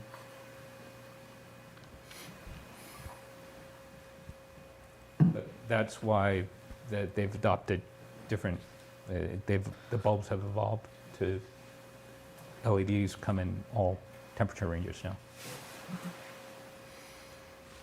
Liz. Actually, Brian, do you have anything? Yeah, it's, Sorry. I mean, that's not, but what started the people, these two articles in Milton, what prompted them? That's what I meant, like what issue, case, I just review the language. all right. Liz? I feel like if a neighbor had a problem with a neighbor for like light shining in your house, like bright lights, you could bring a civil action for nuisance, I guess it is, or for trespass of lights. If a neighbor is that true? If a neighbor had an issue with their next door neighbor, like shining bright lights in their house or something, they could bring Nuisance, a regular Tort nuisance claim? complaint. sure. Okay. So there are like some provisions to protect you if your neighbor is shining bright lights directly in your eyeball. This is more of like trying to have a character of the town to have more like warm, soft, old-timey lighting. But I'm just saying, if we were not to vote on this in town meeting were to not vote for it, people would still have some protection for like light trespass. For light trespass, well, I guess if, under typical tort law, if the display of lights is infringed upon your quiet use and enjoyment of your property, like, theoretically, that I think that you might have a claim.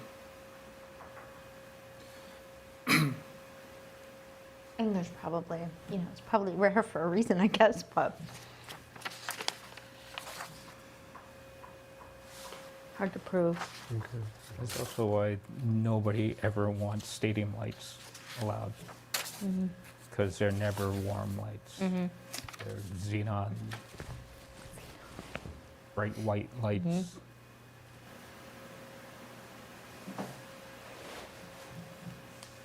Yeah, and, committee, I just like to mention this too, and like in terms of enforcement, and I understand that the town goes to the court, Quincy District, takes out complaints for bylaw violations, and, sometimes I know for health issues, I think it's big, or if there's constant problems, I believe the town takes that step, and it's either resolved prior to an arraignment, but you got to remember, someone could catch a case, a criminal case, Catch a case.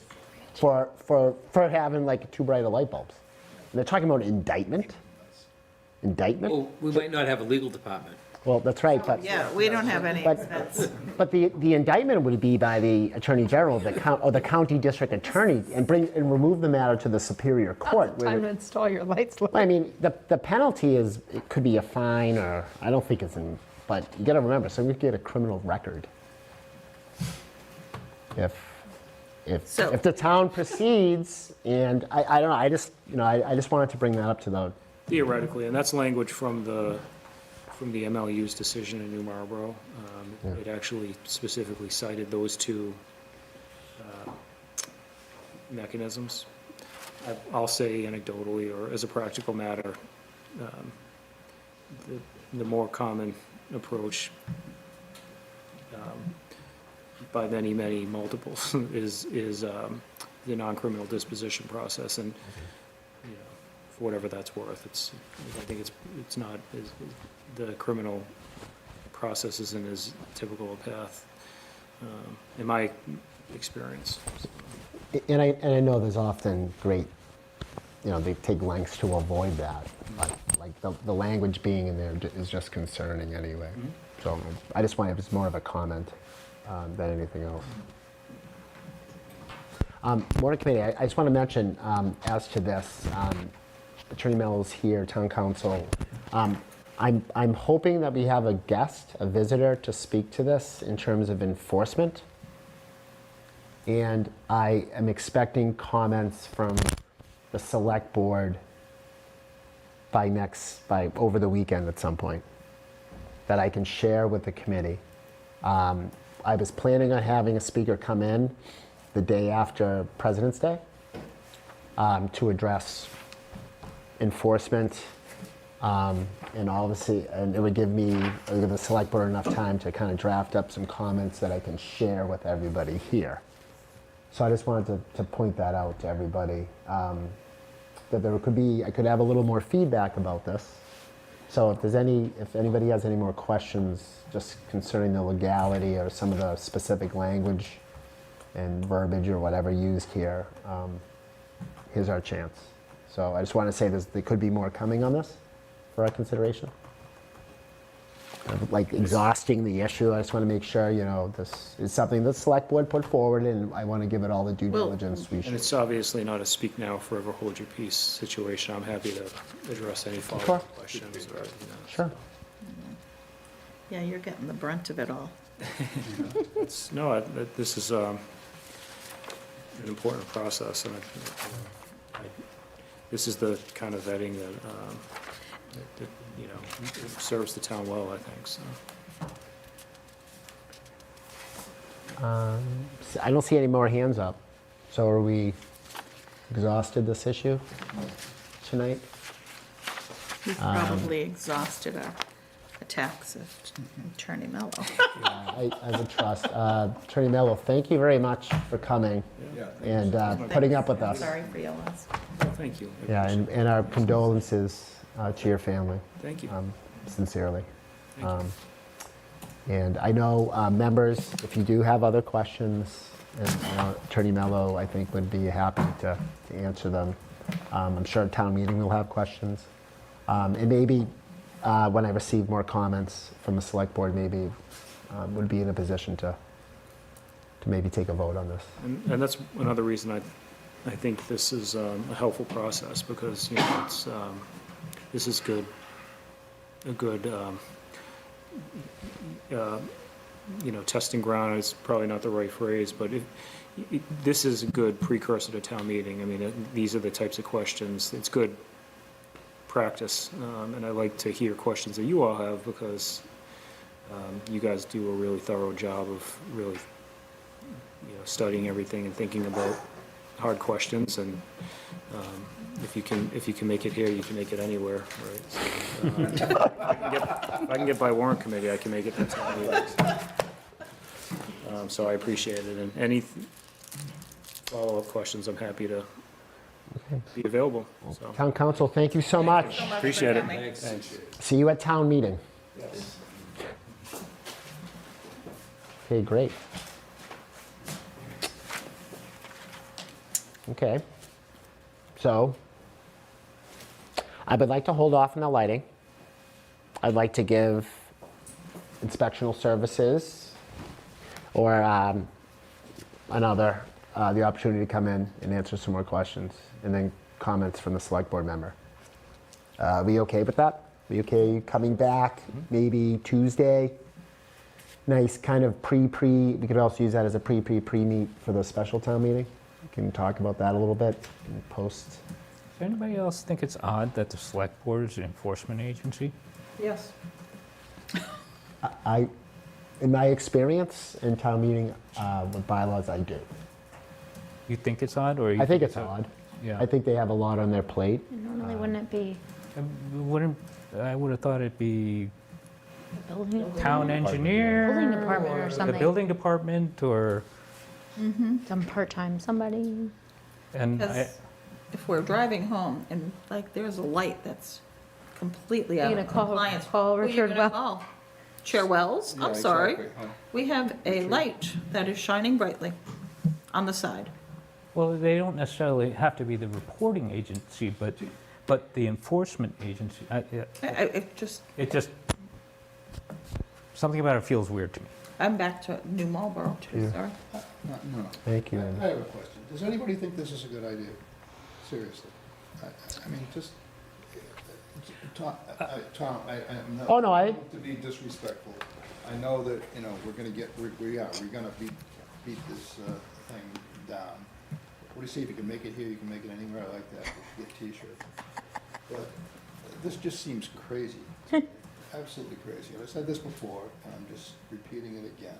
And I can't imagine that we're going to recommend this regardless of what information comes our way. I'm certainly not going to vote for it. It just seems crazy to me. I just want to repeat that again.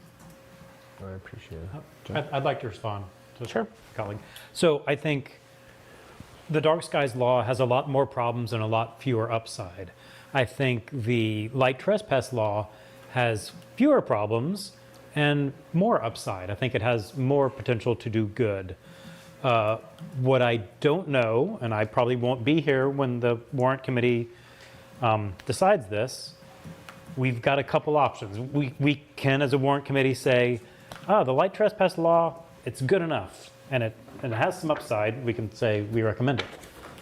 Or we can say we don't recommend it. And if we say we don't recommend it, I hope I'm not getting too far off topic, but for the dark skies law, I think our warrant committee chair can stand up and give a lot of reasons as to why we're recommending no to the town meeting. And I always want to be able to communicate to town meeting why we're recommending something, especially if we're recommending against what another board suggests. So for the, and we don't have to decide this now, I don't know if we can decide it now, but for the light trespass law, will our chair have a similar list of reasons why we're not ready to do it, or why this isn't the right type of law? Or will our chair, or will the warrant committee say, we got two laws at the same time. Law number one was clearly not well thought out. Law number two, we worry because it was the twin sibling of law number one, which is not well thought out, and we need more time. So that's what I'm sort of wondering, and I don't know what decision we'll make. Jay, I just want to clarify, I was only talking about the dark sky law. Oh, okay. That's all. Okay. The dark sky law seems kind of just silly, even naming it dark sky here in a metropolitan area with all the lights on. But the trespass, I could see that. If somebody's shining a light and puts a new driveway up, or the example I used was a skating rink on a residential property with stadium lights. You need to be able, and there was no enforcement mechanism. This gentleman could just basically say, nope, keeping them up, keeping them on. And that was the deal. So I'm with you on that. I am pro trespass and anti dark sky.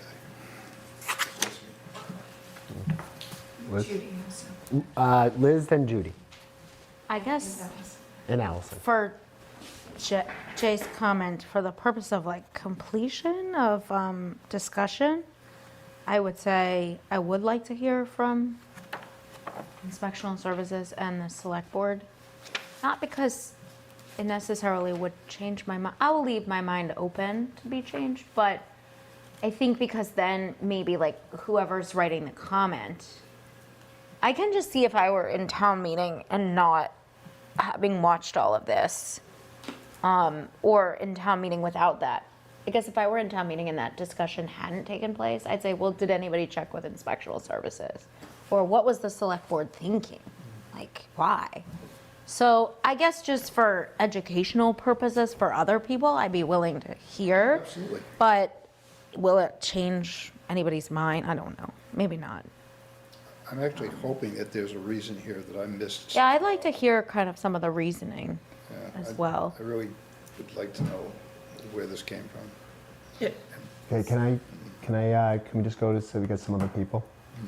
That's okay. You got Judy, then Allison, and Brian. Thank you. It seems to me on the dark skies, and Attorney Mello tried to address and make it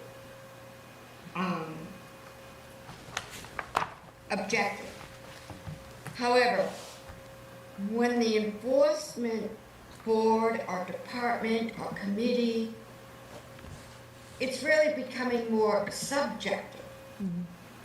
Because in this case, the article is determining that the select board will be the enforcer. And it could have been any department, I guess. Now, who's gonna take training? Is there gonna be a training course so that you can be objective and not subjective? I can go to Liz's house and point out a subjective opinion about her driveway lights. But what am I determining whether she's in violation or not? So there would have to be some sort of training and strict guidelines. And I think, Brian, I know you're asking the question, and maybe, I don't know, Mr. Chair, I mean, should we talk about the elephant in the room? Yes. Yeah, what's the elephant, Judy? Which one? The elephant in the room is Turner's Pond. Because unless you're a movie van pulled up this morning, and you're a new resident of Milton and excited to be here, I think anyone that hasn't been asleep too much pretty much knows that this has been an issue at Turner's Pond. Let's talk about beavers for dark skies. as a select board member on record, on Facebook, which I guess is really a record, worrying about the critters down there, the wildlife, the habitats of the wildlife being disturbed by said lights from one property. And I think, to Brian's point, this is how it started in this town. Although, if we really look at the towns around us, they do have dark sky initiatives. How they came upon introducing in that to their town bylaws is much more research than I would commit myself to. But I think in this town, that's when the impetus to, because there was no law on record to address the lights from one property at Turner's Pond. So, you know, what the heck, I'll be the one to say it. It's pretty well known in town. I'm not going to debate whether the lights are okay, not okay. We should worry about them. We should not worry about them. That's a whole other ballgame. But before us is this article to have our town become one of the many towns in the Commonwealth who have a dark skies bylaws for whatever reason. Maybe they're trying to protect conservation areas. They're trying to distinguish residential neighborhoods from their town centers that have a lot of business and lights that go with that type of property. Whatever their reasons are, we're not an outlier in asking for a dark skies initiative. So I guess to Brian's question, because I was somewhat tracking that, not, you know, obsessively, but I kept my eyes and ears out for information on that down there. And it's a tough thing when certain things can't be enforced, but they're problematic for a large enough group of people. So that's, Brian, that one's for you. Thank you. Okay, Allison, Brian, Peter. And then Liz. Let's try to wrap it Yeah, up. mine's gonna be quick, because, I mean, I think we're, beating this to a dead horse on some of these topics, but, you know, that was a article created not by the select board, just so we're aware, but it was created by one of the members, so the select board hasn't discussed this, so this is not a fully vetted or communicated article, just so that people are aware. And this was based around the resident at Turner's Pond. And I just think that it's important to note that it did create for an environment for others where we begin to look at this resident, and I felt really bad. I don't think it's anything intentional, but you know, there's safety concerns for him as well. You know, with it being a high access area, I think they put up a sign for that the pond closes at dusk. But you know, so that being important to know, because you know the goal here is not to create where neighbors go against each other, but to work together. So I think it's important to note that this type of creation of a bylaw could further create divisiveness amongst those that should be working in favor of communication and working. So I think there's more to that. So we can't really approve this based on, you know, we have to do what's like right for the bylaws going forward. So, and if we want to be a town that works together, I think this could be very divisive. So I think that's important to note, but hopefully that gives enough context in that the select board didn't discuss, or this is coming from one person on the select board area. Thanks. Thanks for that comment, Allison. And Brian, before you go, Allison's correct that I don't think there's been an open formal discussion of this bylaw by the select board. There has been no comment from them on it. That may happen the night of town meeting, which it frequently does, or before. And that's up to the chair of the select board. So Allison is correct. And I thought her comment, I don't know, I'm just going to add to that, was a good comment. I thought about that a little myself. Brian? Thanks. I'll try to be quick. Peter, I agree with you completely on the law. And Judy, thank you for bringing up the elephant in the room, and I think that is probably one of the issues, is that they're trying to write a law for maybe one singular item. But I think it's, like, I don't know at what point, where I think you could try to pick apart and say, well, we should have a light trespass law, or we should address it, but it doesn't sound like this was well thought out at all. And there's so many holes in it. And at what point do you say, well, just go back to the beginning and, you know, I mean, do we rewrite the whole thing for them, or does somebody, that's my thought. Yeah. And Brian, There's so many issues. I can try to answer that, and someone can chime in, but, we either recommend, recommend town meeting vote, or we say no, and give our reasons why, or we suggest that it be sent back for further review and maybe a little more work, and maybe the select board will work with the planning board this time. I don't know, but I mean, those are really our options. That's it. Okay. Peter? No, I'm good. You good? Peter, Liz? Thank you. So to agree with Allison, I think that, your point, Allison, about not wanting to encourage division in the town is a really good one. I also worry kind of to the point about, I think, Andrew, you're the one that, anyway, somebody made it about, was it weird that the select board was the one, was that you? Yeah, that would be enforcing it. So I thought of another concern. I don't worry about this with this select board, but some future select board maybe.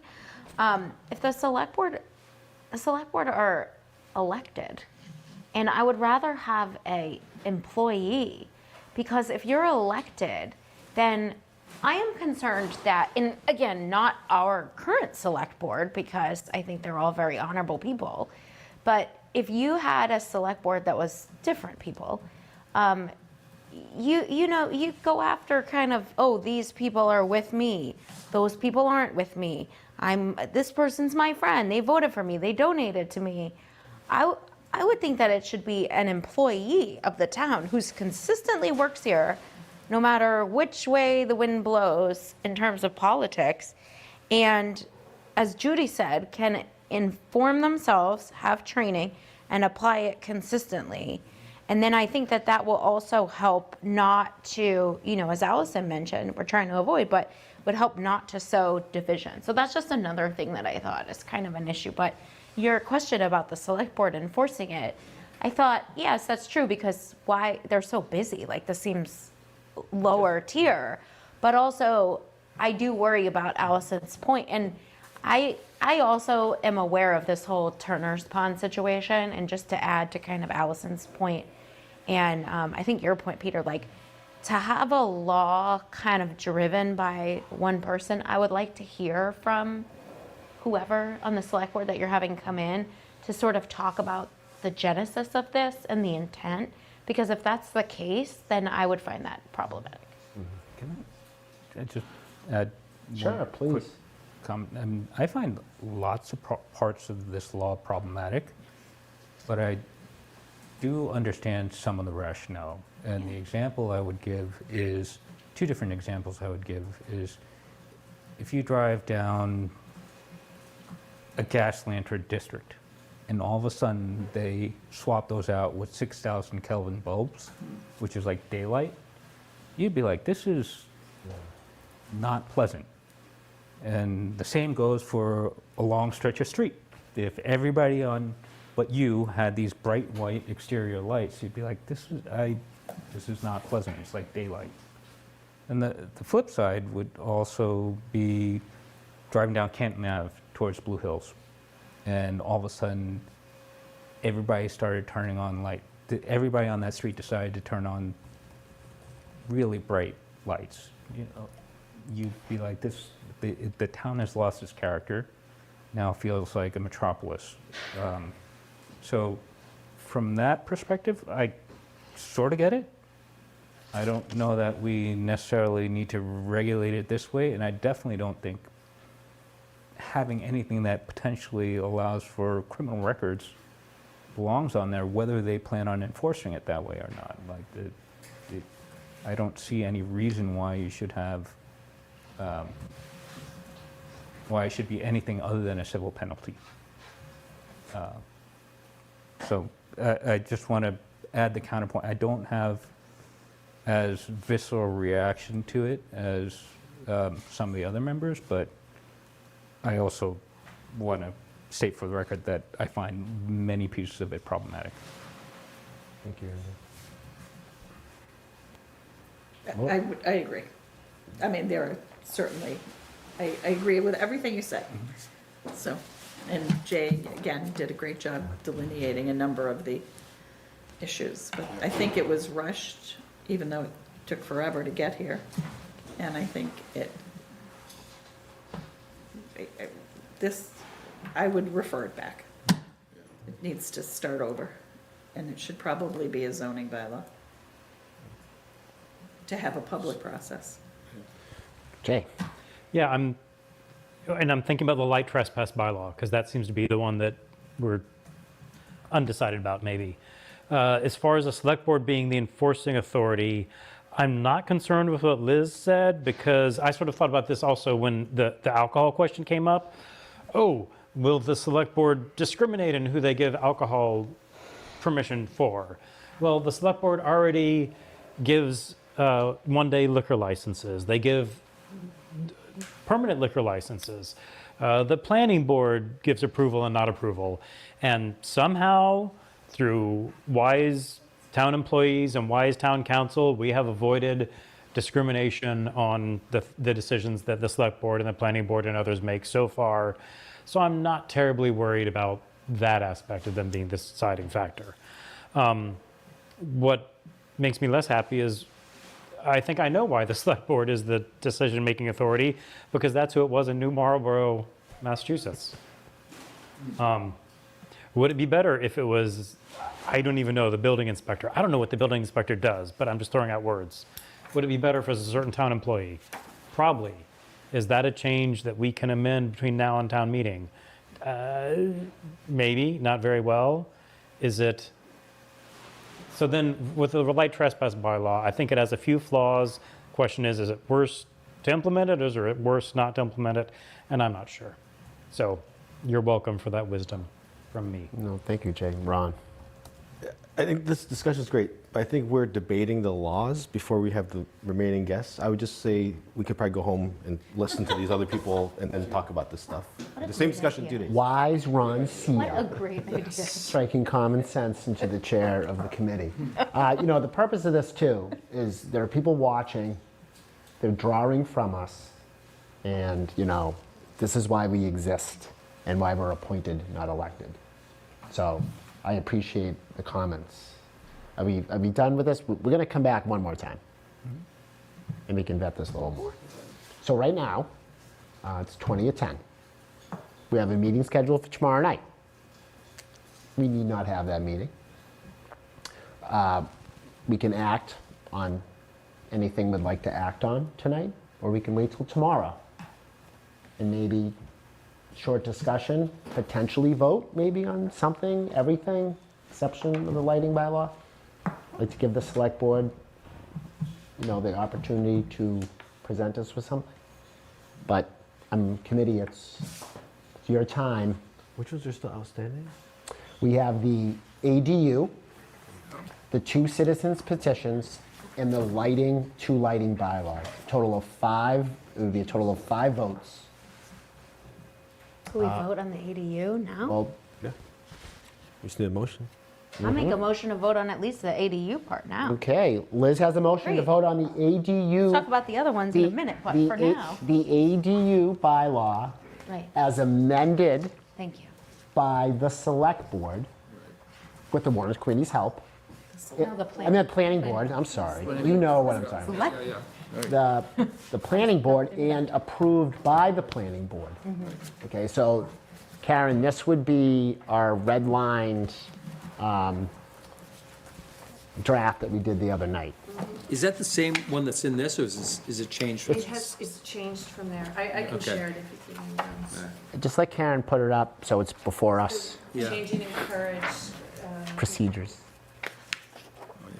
And we were all, I think most of us were present here when we went through that. There was a very well-attended meeting. Appreciate it.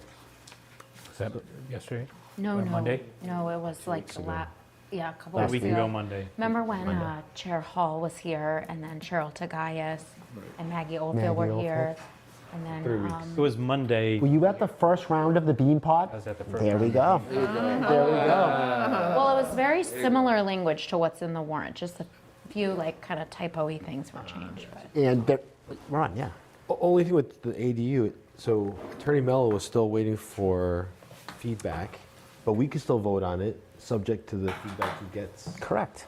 And we would, Correct. at the meeting, I guess, discuss that, I guess? Correct. And this can, like, if there are issues, I work with the planning board, I'll work with you, we'll work with the town administrator and town meeting to get the correct language in there if there's a major issue. Did he Jay? say he was going to get something tomorrow? No, I think that was a remark that Lori made to me, like if they were to find out tomorrow. Jay, we're beholden, so we have these, the draft regs, and It is there's a tomorrow. planning board meeting tomorrow. Yeah, we don't know. Okay, I thought something was coming from the state, like Something model bylaw. has come from the state. It's been promulgated, we just haven't had the Oh, we chance haven't gotten it yet. to like review it, and the planning board hasn't had the opportunity to see it. So then, I don't see why we'd vote tonight as opposed to tomorrow or next week. We're going to be meeting next week. Somebody could I second my would- motion. I second it. Thank you. I'm good to vote. Because we might not have to revote. Yeah, we always can review. Okay. Can I ask another question? There was, last time this was up, there was discussion about the 12-month. Do we scratch it? Do we not? Where did we end up? No change? No change, I think. Yes. Well, can Unless I- someone wants to make a friendly amendment. You didn't make any changes. There was no change to that. We were just discussing it and waiting for Mr. Mello to come in, Attorney Mello to come in. Because we thought the whole 61D was an Yeah. issue, and he said it. He Because doesn't he think. really said answer he the didn't question. think it was. He No, doesn't? he said he didn't think it was an issue. Correct. What, that was a clarifying question that I had asked him, which was, Macy brought up the point that it was in violation of what, she believed that it was not in line with the current regs, which defined short-term rentals as 31 Yeah. days. The question that I had asked him was, I thought I heard him say that the AG's office was reluctant to take away the rights of the towns to regulate short-term rentals. And so I was basically asking him, is there daylight between towns being able to define something greater than 31 days and what the state says? And I still think I got a waffling answer, which is I'm not sure. He didn't seem to think so, but I thought that he said that if you vote on it, they'll just kick it back to you and say, you have to fix this. I thought what he said One of the was, things he Well, said. they can eliminate Yes. the defective part of the provision and return it as a whole. Yeah, But- which is what the planning board told us. Right. You know, Which when is they- what we might find out tomorrow when they get it back, because they could have it back tomorrow from the MLU. This. yes, and I thought that what he was saying was that, as with all of the things in the ADU, that if it was determined that it was unreasonable, so yes, we can still regulate short-term rentals, so things that are 31 days or fewer. So yes, we can definitely not allow the Verbo and the whatever, Airbnb. Can we do anything between the 30 days and the 12 months? Somewhere in there, yes, and it would be whatever they determine is reasonable. And we don't know what that would be because they would have to determine. It's kind of what I understood him to be saying. I agree. Yeah. The state wants us to have ADUs, but they're still letting us. They're giving us guardrails. Which was that he had reviewed that provision, thought about it, decided that the language was okay. Correct. Yeah. So that made me feel better about it. So the motion, I'm sorry. Okay, we have a motion from Liz. Macy has her hand up. Macy. Thank you. I propose that we wait until next Tuesday to vote because I found some of his answers to be vague. Maybe it's just me. I don't know, but that's my thought. And I don't know if everyone else agrees or someone agrees, but I feel like there's a lot of things to vote on. And I think, at least for myself, I like to be able to process it and incorporate his comments and have a chance to review some of the bylaws before making a decision on them. We have a motion that's been seconded. Well, we have Liz's motion on the floor to vote on the amended bylaw as it appears on the screen, approved by the planning board after our dual meeting. So there is a motion on the table, It's been seconded. seconded. Can I add So something I would else? like to raise my hand for an amendment to the motion. I guess would be the proper procedure. Okay. That we concur with Macy's. Okay, guys. No, that's not an amendment, Judy. Amendment. It's not an amendment, okay. Not an amendment. Can I ask a procedural question? Sure. And then Liz. If we vote tonight, can we, and we come back and we get different answers on Tuesday, can we re-vote? Absolutely. Okay. Let's go for it then.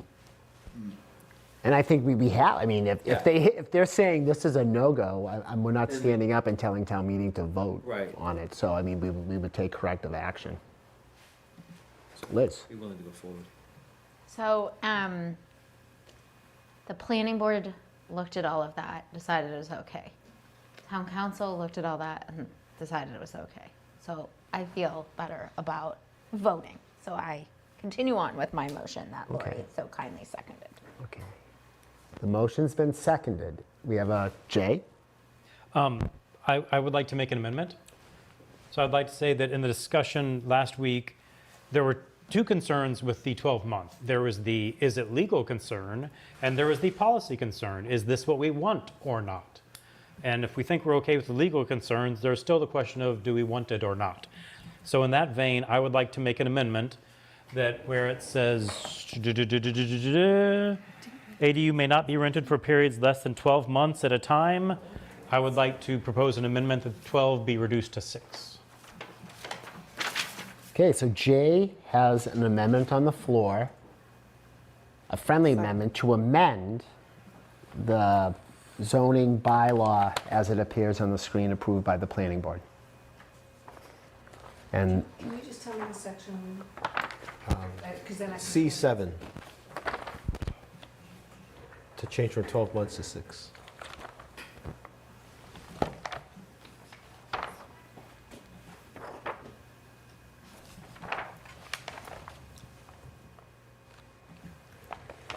And I personally am not going to say more to this because we discussed it at length the other meeting. I don't know if everybody's there, but. thank you, Jay. Okay,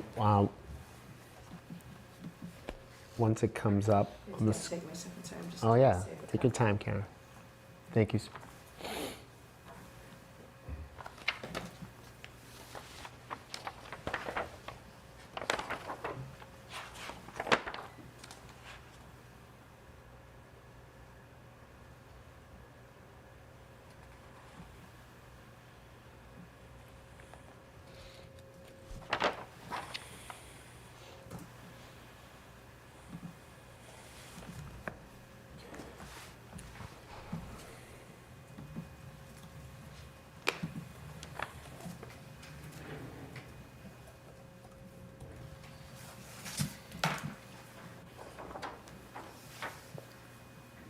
Okay, thank you, Karen. It's up on our screen. So this is a friendly amendment to the amended bylaw accepted by the planning board to section C, subsection 7 regarding the 12-month period and reducing it, Jay, from 12 to 6. Correct. Okay.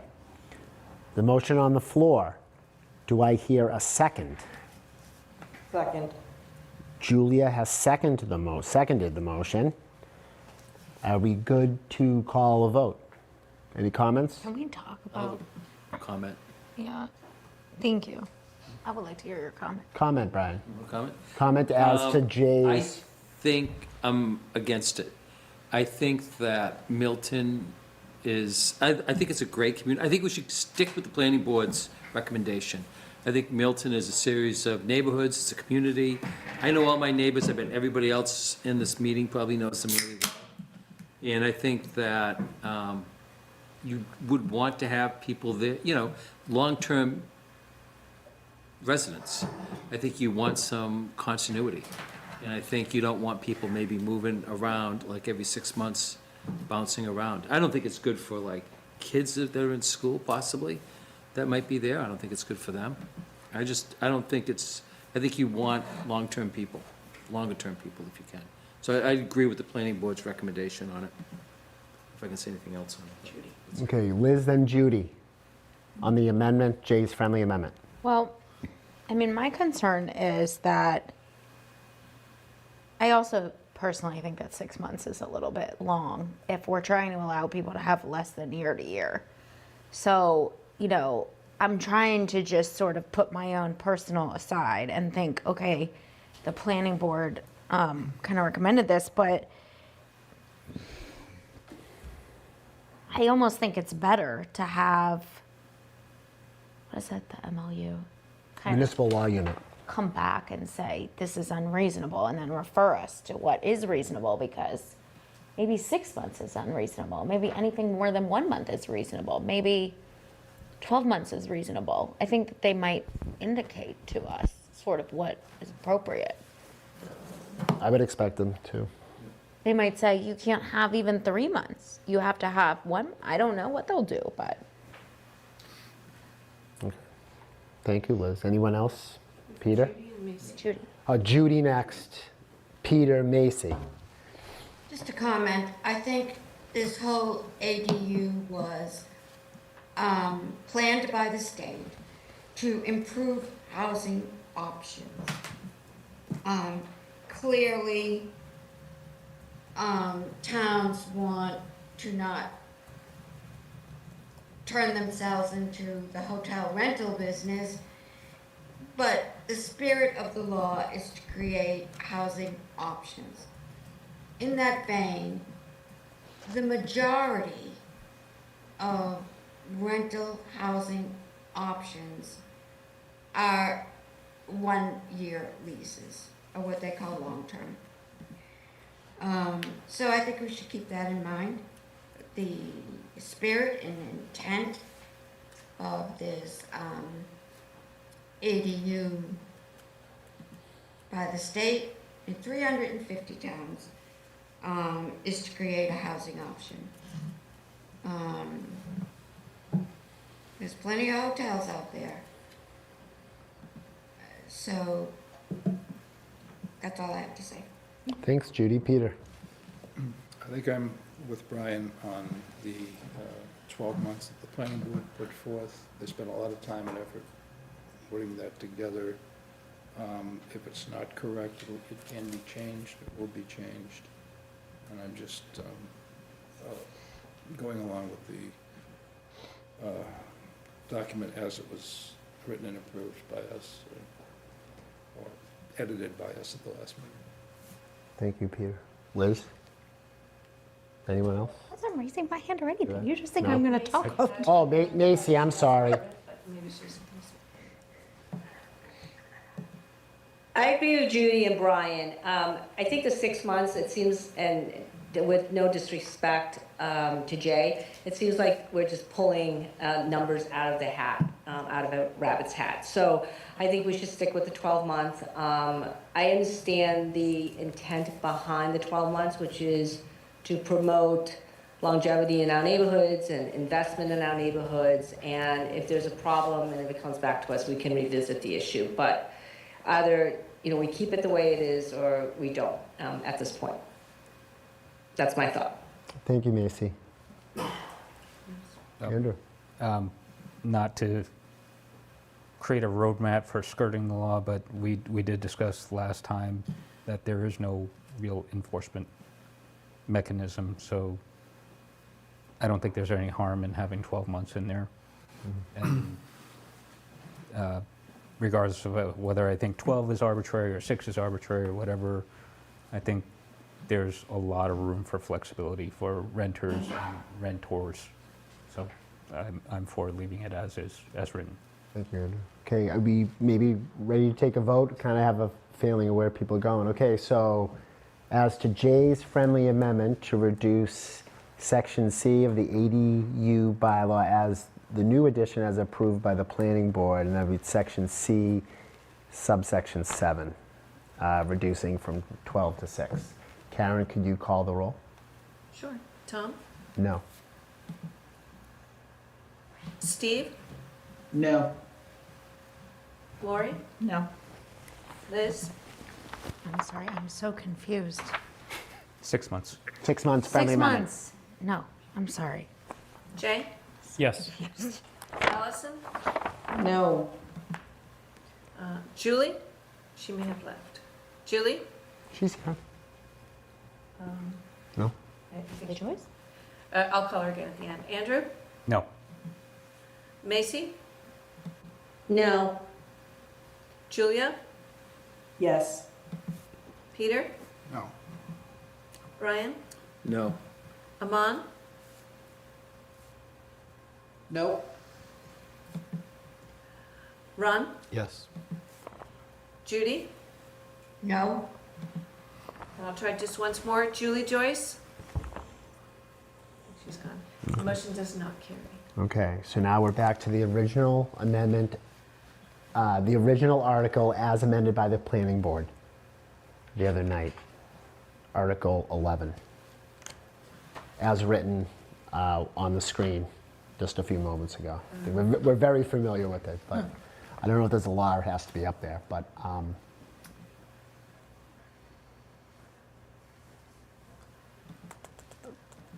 so we had a motion on the floor to vote, right? Okay. Time for vote.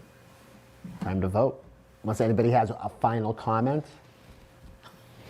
Okay. Karen, can you call the roll? As to the article? Tom? Yes. No. Excuse me. No. Wait, what? What, no. You're like voting the opposite. You're voting the same as you did for the 6 months. Maybe you want to do that. Yeah, you can, but. I might be wrong. Are we voting to approve the ADU article that was amended and approved? As amended and as approved by the planning board? Planning board as well as, Yes. Right. And you're saying no. And you say no. so you're a yes. I'm a yes. My vote is yes. I'm sorry. Like 3 times. That's why I was confused why we were saying no before. I was I'm very saying no to the I question. was like, I'm no, sorry. sorry. We're gonna I'm sorry, that was. get your drown his vote out. Steve Rhines? Yes. Lori? Liz? Yes. Jay? Yes. Allison? Yes. Andrew? Yes. Macy? Yes. Julia? Yes. Peter? Yes. Ryan? Yes. Aman? Yes. Ron? Yes. Judy? Yes? Motion carries. Okay. Good job. Did I make a motion to return to sender on the dark sky law?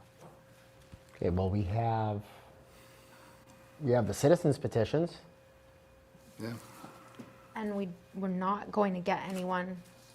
We're going to be getting comments from this, as to the lighting, we're going to be getting comments, I've trusted, from the select The board. citizens petition. You still don't think we're going to get anyone, a citizen? No one has availed themselves, and I've asked all around and all about, with the exception of going to the specific addresses myself personally and knocking on the door, which I think, I just feel And I do have a comment, though, about the school citizens petition that was shared by the chair of the school committee in terms of the appropriation article.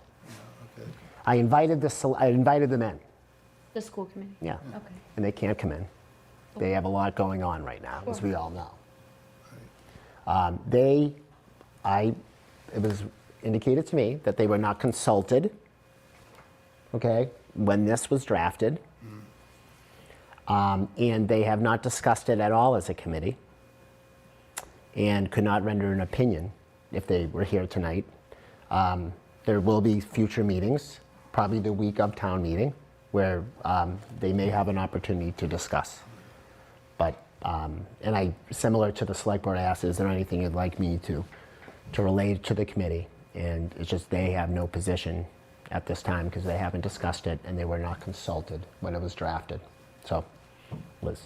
Similarly, Jay had asked Chair Hall from the planning board whether the planning board had discussed the citizens petition regarding the select board going forward with the action plan. And Meredith said at that time that they had not.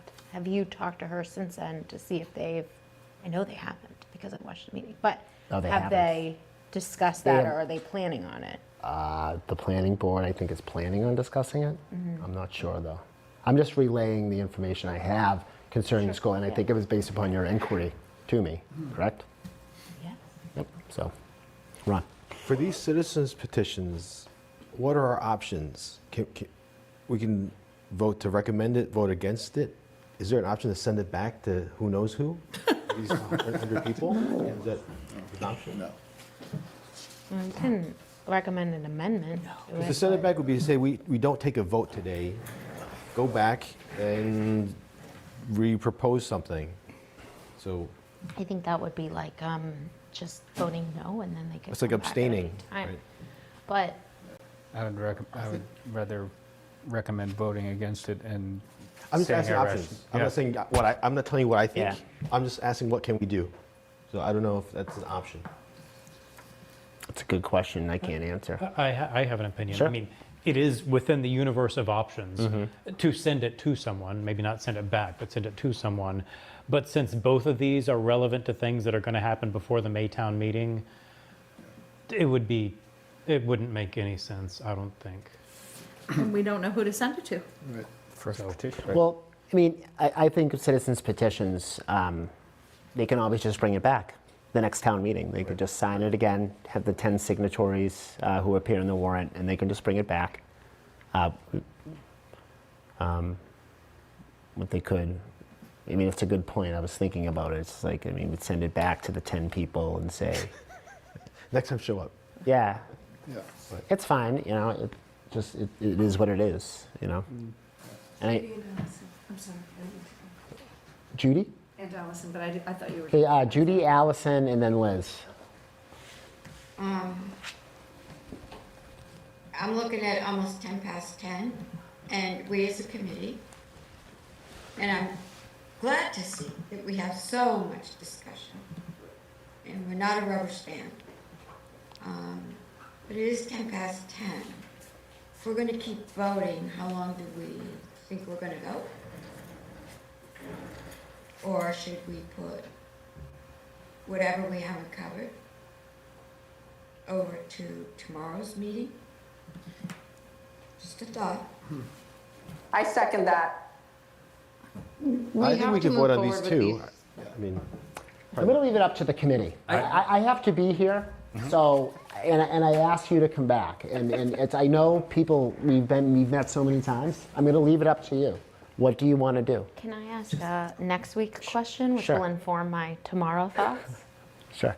So if we were to vote on these two tomorrow, and next week, all we have left is the lighting, and we all kind of feel a certain way about that, would the idea be that we would have how many meetings next week? I've prepared to post 3 meetings next week. How many do you really think are going to happen? I only think we need 1. Okay. But out of an abundance of caution, and based upon the advice of previous select warrant committee chairs, Yeah, that's fine. I think it'd be good to just have those out there. And if we don't need them, I will cancel them. Well, just for tomorrow, so we're not saving ourselves a meeting tomorrow by doing it now because we have business to discuss tomorrow? No. No. So if we do it now, we can avoid tomorrow and come back next week, possibly one time. Yeah. Now, I love to see you all, so I don't mind either way. I'm just trying to understand what Yeah. we're talking about. I And like I will also stay up late, so it's really like up that to question. everybody else. And I do think. Thank you. I would Every now and again. assume a lot of minds have probably been made from the extensive discussions we've already had on Article 14 and Article 15. So I would hope there'd be a short discussion on these, but people can say whatever they want to say. Discussion. I would agree. We've talked about them a lot anyways. I'd rather do what we can tonight and not come back tomorrow if possible. Yeah. Right. Second that. Is there a motion? Yeah, I'll make a motion to. Allison. Well, I agree. I mean, I would like to, nothing's gonna change. No information's gonna change your mind. Can we just move forward? I mean, I would like to be with my family tomorrow and other days. Nice. I mean, these 3 meetings and this time, I understand what we signed up for, but it kind of seems like sometimes we go around in circles. Let's just get to voting and to the point unless there's any new information that's gonna change anyone's mind. Thank you. Thank you, Allison. I repeat the question. Ron, is there a motion? I would like to make a motion to not recommend proceeding with Article 14, or I can't remember how to. Oh, you want to vote on it? Recommend the town. Not does not. vote. Second. Sorry. We What recommending that article is? we 14. not 14. Send Well, it. we're voting on it, and then he's saying, say no, and So, we're going to say. Is a yes against it? No? Correct. The motion is to vote against this, and a Vote yes would be against to it. agree. No. No Which vote. article is this? 14. I know, but It's can the you say law what it- appropriation, Judy. Thank you. Yep. So my just to clarify- motion is to vote no No. To on Article recommend 14. the town vote no. Yes. So if you vote yes, you're recommending the town vote no. Yes, Correct? correct. Yes. You say that again, please. So a no vote is to not support it, is that correct? Incorrect. Depends on how you want to word it. No. So the motion is to vote no on Article 14.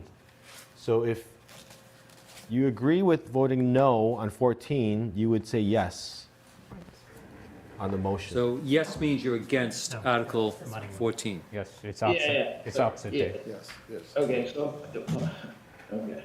Was there a second? A little late, it's been a long day, so I apologize. So, It's a late. no Late. vote, It's late. a no vote is saying we are not agreeing with it to appropriate the monies, is that correct? No, you have to say yes, Steve. Is that petition 1? I'm sorry, is 14. Well, if you don't have a number in front of you, yes, it's petition 1. okay, Petition thank you. one. So Ron is proposing that the committee vote to recommend that the town vote no on Article 14, which again means if you think the town should vote no, you're going to vote yes when I call your name. If you don't think the town should vote no, you're going to vote no when I call your name. Jay. Thank you. Yeah, I would like to speak to this motion. Sure. And I'm going to be a minute or two. I apologize. No, that's fine. So, one thing, our role is to be the wise advisors to town meeting.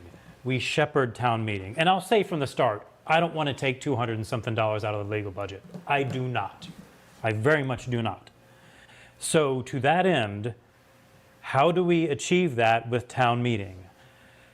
We are, if we say no, then the motion before town meeting is take $250,000 out of the law budget. Now, I, the other day said, how about if we change this to $1? And I heard a lot of objections that were very philosophical, a lot of objections saying that's setting a bad precedent, that's sending a bad message. I am not a philosophical guy. What I want is for town meeting to not move $200,000. And to that end, I think the most likely way, in my opinion, is for us to recommend moving $1. Why do I think that? I'm dividing town meeting members into 3 groups. One group is Team Yes. They're going to vote to gut this budget. One group is team no. They're not going to want to take anything out. But then there's who I call the third team, team question mark. And team question mark does not want to go suing the state about MBTA things. But team question mark also doesn't want to empty the budget. So what's going to happen when the motion before the body is take $250,000 out of the law budget? Well, that depends on team question mark. I don't know how they'll go. They don't like voting yes and they don't like voting no. And if they tip the wrong way, we've gutted our law budget. That's what I don't want to see. So I want to see us make a recommendation to take out $1. What if the motion before the body is to move $1? Well, then team yes, the people who signed this, they're not going to be happy. They're not happy I'm saying this right now at all. And they're going to amend it to be $200,000. Well, team no and team question mark are going to vote against that amendment. And it's going to be either taking $1 out will either succeed or fail, but we'll have achieved the goal of not gutting the law budget. And that's what I want. So where does that leave us? It leaves us in a bit of a quandary right now. So far when it comes to me suggesting crazy things to the warrant committee, I'm at like 0 for 30. But maybe this will be the one time people agree with me. If people do agree with me, then we don't want to do what Ron suggested, and we do want to take this up, and we want an amendment to say, instead of $250,000, $1. I really think that is the best way to guide town meeting to not gut the budget.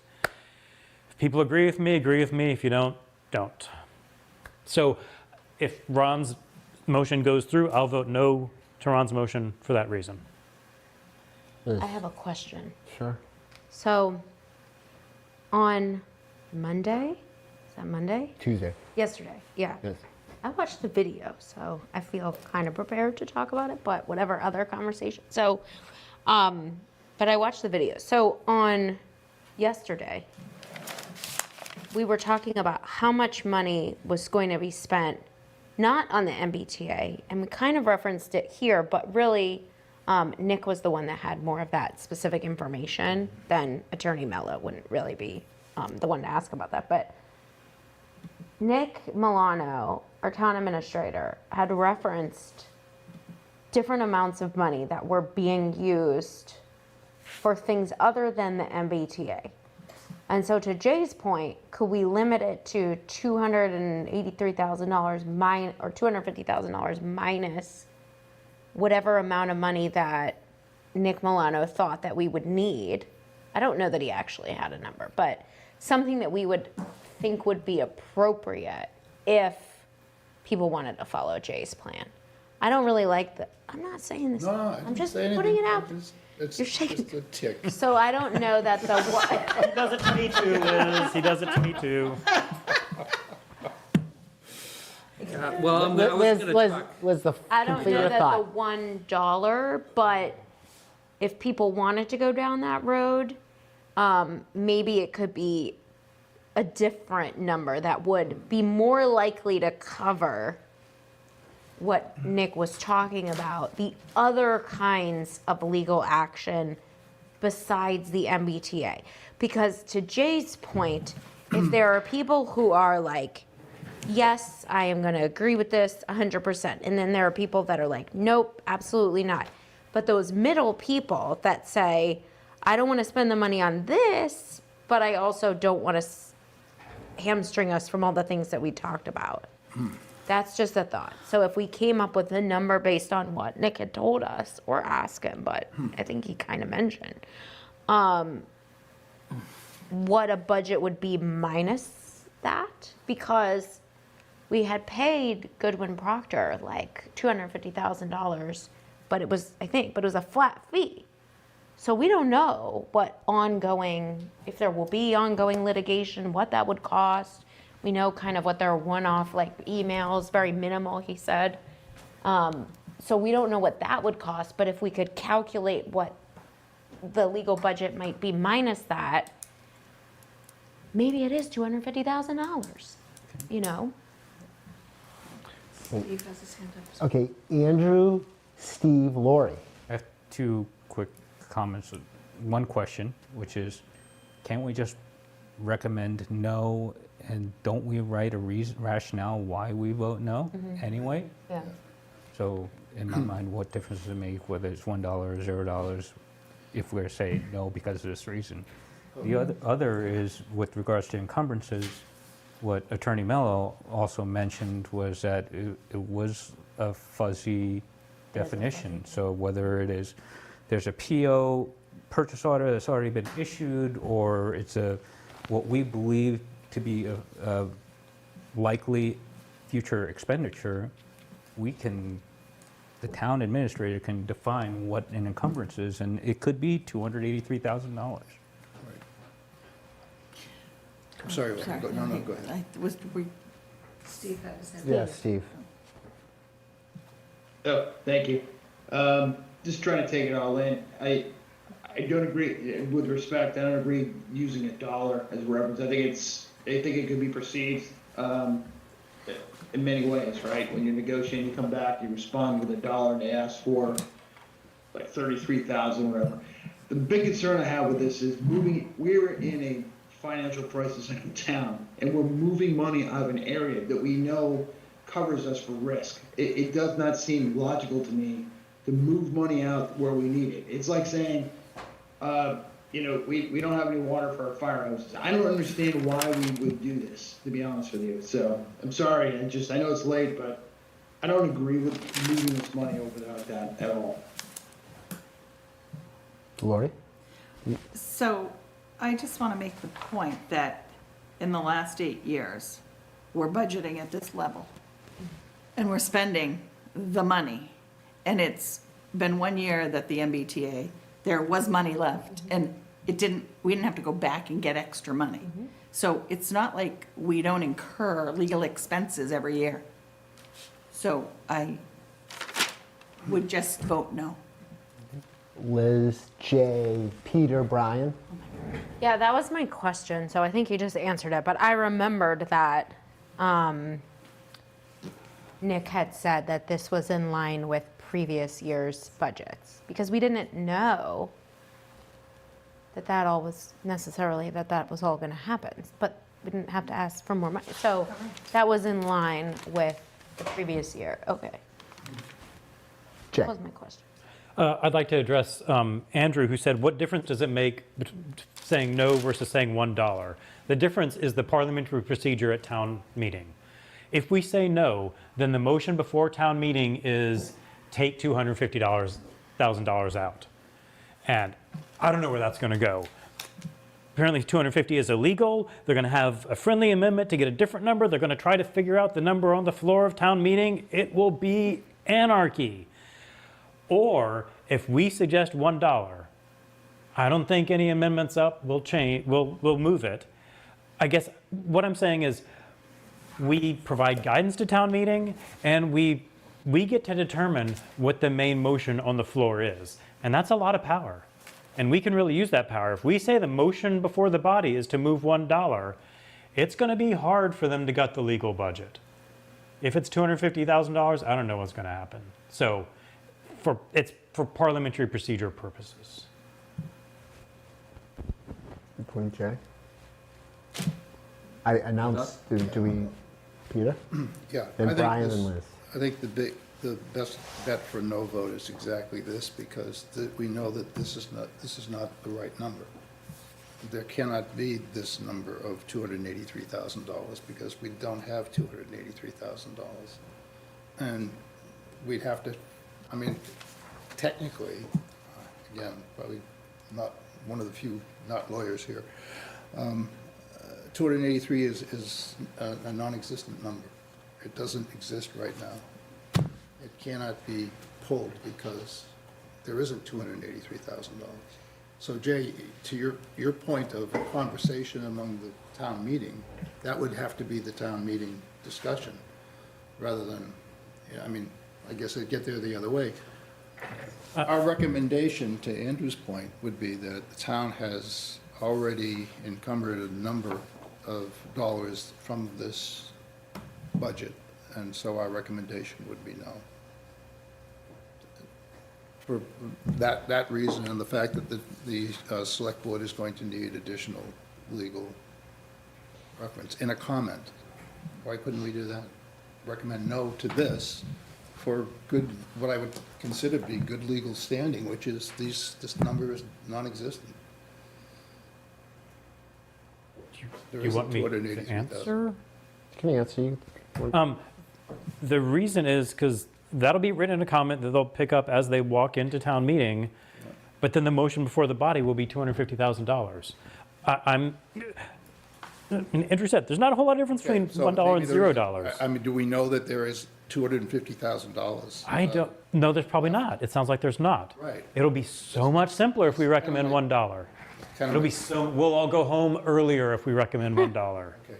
No, but if they Not don't- tonight, but at town meeting night. But if they don't know how much is unencumbered, they Then they'll can, be, then they can pick a number. If they pick $250,000 and it exceeds the actual encumbrance, then it's invalid. and if that passes town meeting, then what's going to happen? Then I'm it's trying to invalid. avoid They can't. that. They can't. They can't get it. They can't pull it They out. can't get it. Brian, then Liz, then Ron. I knew you were first. I just raised my hand and moved them. Go ahead. Honestly, I don't really understand the logic behind the $1. I know you explained it tonight, a couple nights ago, no offense, I just don't understand it. I think it's, and I think the town meeting members aren't gonna understand it either, it's gonna be confusing to them. I think it's horrible precedent to allow something like this. And on the face of it, if it's $1, $10, $283,000, I think it's really bad precedent to go with something like this. And it's not even a completely well thought out petition. There's so many other issues with it. And so I think we should just flat out vote no. And it would be great to be unanimous, instead of confusing the issue, because it's just gonna confuse things if you go to $1, I think. That's my 2 cents. Thank you. Liz. I do see Jay's point about the parliamentary procedure. I see Steve's point about the $1 sending a certain kind of message. But I think that you're right, some of that might be lost on town meeting. I think that because the 250 or 280, this is in line with what previous budgets have been, because we're going to be sitting there for a while this is all debated anyway. Hopefully in the comment we can try to kind of explain. I think we should just vote, but Agreed. on your motion that you had, but you want to make an amendment. No, I wasn't going to make an amendment. Okay, Not now, you, Jay. okay, we have Ron and then Julia. Yeah, I think, I agree that I think adding options here will confuse the issue. I think it's better to have a very stark option. And it's either you take out 250 and you screw up the budget. And if people can vote for that, if they're not fiscally concerned, that's their opinion. Everyone has an opinion of a vote. But I think when you start adding options, it'll just get way too complicated. I think it'll lead for a very complex night. So that's my opinion. And I would ask that we vote on the motion. Okay. Thank you, Ron. I'd like to end with Julia. I think that no matter what we do, what will end up happening is, the citizens who organized this petition, many of whom are town meeting members, will have watched this meeting. They will have watched the meeting on Monday. They will come with a revised number. I think it will likely pass. So I, to some degree, don't want to overthink this because I actually don't think that whatever we do is going to have a huge influence. I feel like if I was a betting person, that is what I would bet on what happens at town meeting. Well, that says a lot. Thank you, I mean, Julia. that's pretty, that's a hard statement to hear because then it just means Warrant's not like a body that's being respected, and that says that the town meeting member of who our members are skewed, and that's not an accurate. I disagree. I think the Okay, warrant. well, that's skewed. the difference. I think the warrant committee is skewed, not the representative members. Okay, I think That's a joke. let's wrap this up and let's vote on Jay's motion for $1. Oh, No. I mean, what is- There's no second Okay. amendment. Okay, I didn't stop. make an amendment. It's getting very late. I think it's the original motion. Original motion still on the no. table? And you seconded it. we did. Okay, yeah. Put yay, yeah. Okay. Okay, and that is a No vote. a no vote, So if you want to agree with you, then you say yes. yes. And a yes is no to the article as written. Okay. Are we clear, right? Correct. Any questions to this? Okay, you're in. Tom, Yes. Steve, Yes. Lori, Yes. Liz, Can you come back to me? Jay, No. Allison, Yes. Andrew, Yes. Macy, Yes. Julia, Yes. Peter, Yes. Brian, Yes. Aman, Yes. Ron, Yes. Judy, Yes, Liz. Yes. Motion carries. Okay, we have one more citizens petition. And it's to direct the planning board to adopt the MBTA communities. And actually, the article is to see if the town will vote to instruct the planning board to prepare for a vote, the 2025 annual town meeting, a zoning article to amend chapter 275 of the general bylaws to allow multifamily housing permitted as of right in accordance with section 3A of the zoning act under Massachusetts general laws 40A, and consistent with the Massachusetts Supreme Judicial Court's decision in Commonwealth v. Town of Milton, in compliance with the regulations for multi-family zoning districts. I move that the warrant committee recommends the citizens petition as written. A second. Okay. I don't So the- understand that. So the vote is to recommend the petition as written. Oh, so it's to vote yes. Right. Okay. Right. I was like, wait, okay. And is this a binary choice, Mr. Chair? Like if this fails, does that mean we're recommending a no? Or am I is it too late to contemplate that? No, it's not too late to contemplate it, but No, I don't think it does mean that. I think yeah. it means that then you could have an amendment, I guess. Oh, I would vote yes, and then if that didn't work, you could say, well, I would like to propose something different. I don't know. He just said they can't force him to do anything. It is kind of binary. Like if this fails, are we expecting someone from the warrant committee to recommend a no recommendation? To move for a no We recommendation? haven't done that on the other ones. No, we haven't. You're right. We certainly did not do that under our previous chair. But I That's think- why I'm asking. We agreed unanimously with all of the other ones to do it, so yes, you'd have to say no, because otherwise somebody could make an amendment that they didn't. I'm agreeing with your point. I don't have a point ever. I don't understand the You point. did. Yeah, I don't understand the point either. What happens if, so Jay moved yes on this. If that fails, does somebody have to then propose voting no on this? Is it a binary, like automatically if we don't pass what Jay recommended, then that's a no? Or does somebody should then have to motion for no?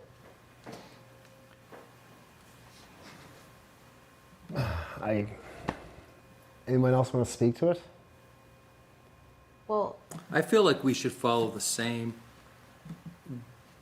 logic that we did on the first one, just so it's not confusing. And maybe we should say, somebody should make a motion to vote no to go Well, against petition I two. made a motion. I know that. Yes. No, All right. Nobody So seconded then we're it. gonna have to vote, oh yeah, one Fine. second. all right, well, Okay. then if it's all no, it fails, okay. I guess it doesn't matter. So that goes to my earlier question. Could we take a send it back vote?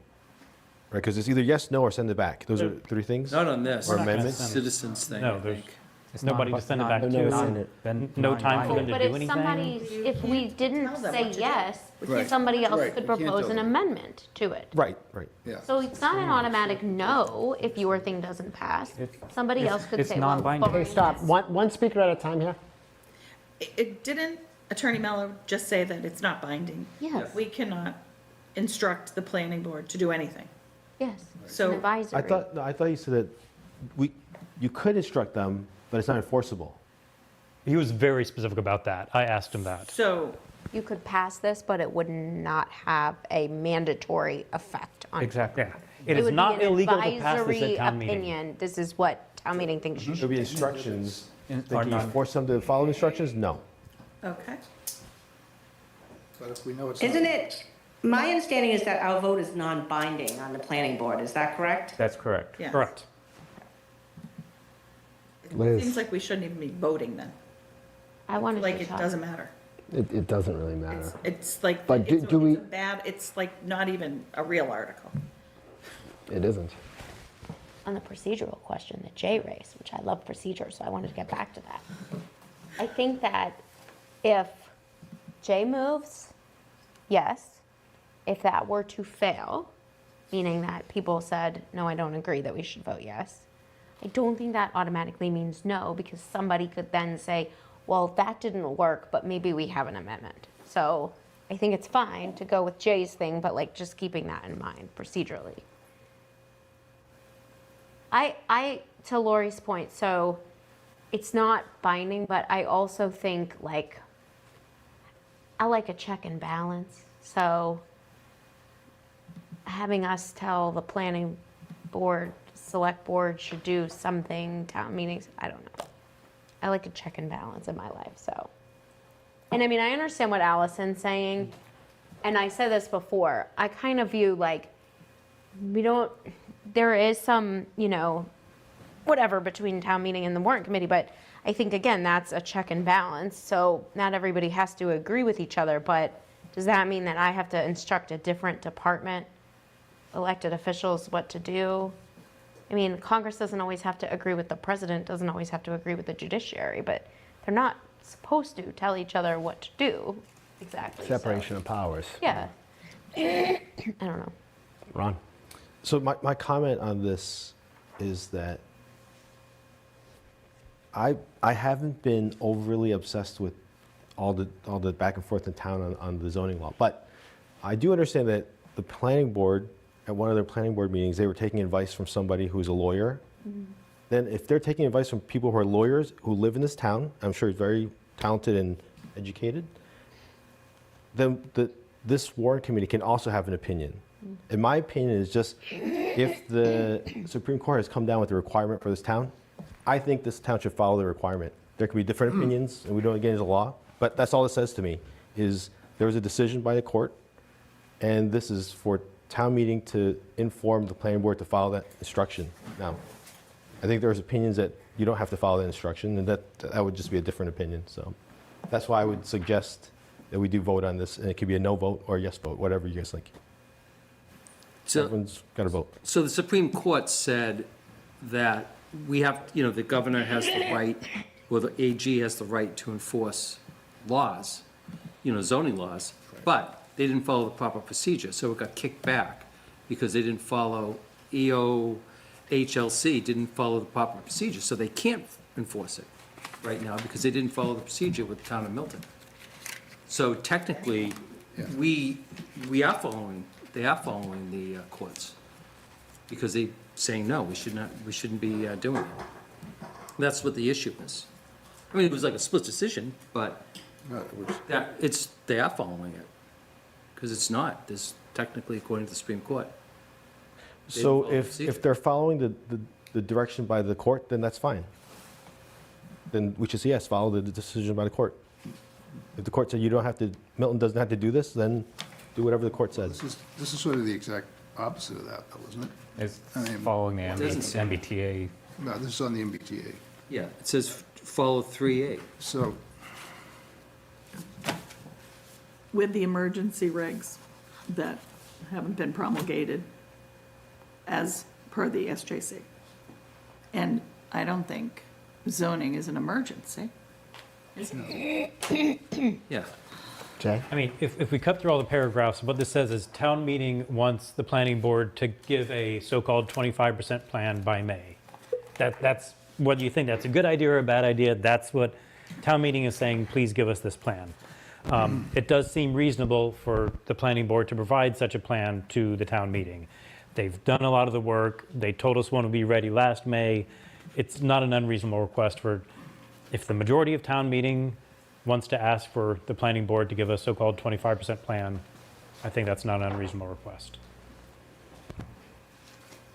This is saying specifically to not follow the Supreme Court decision, because it's saying follow the emergency orders that's being challenged in court right now, and which seem to bypass the whole MBTA thing. They're trying to jump it, which is what they tried to do the entire time. So it's actually, this is like not abiding by what the Supreme Court is saying to do, if you read it. And it sounds like it's just, I don't agree. I think that they shouldn't do it. I think they should follow the court, which is saying they should follow the law, and they didn't do that. So go back and follow the law. I want to comment on it. Just to, I know this is going to be a thing that's talked about at town meeting, so just to shortcut that a little bit. Again, I maintain my separation of powers sort of thought, but I don't know that everybody would agree with that interpretation of the Supreme Court decision. I mean, I think that it is a split decision. It was determined that the UHLC didn't promulgate the regulations properly. That's true. There is the emergency compliance regulation. So to your point, whether or not those are going to ultimately be determined to be valid, and people could have differences of opinion about whether we should be having a zoning article based on those emergency regulations. But technically the emergency regulations, I don't know that they're invalid until that's determined. So I'm just saying that I don't know that if the planning board were to prepare a zoning article pursuant to chapter 275 of the that would violate the SJC's order. That's the part that I'm taking, kind of picking.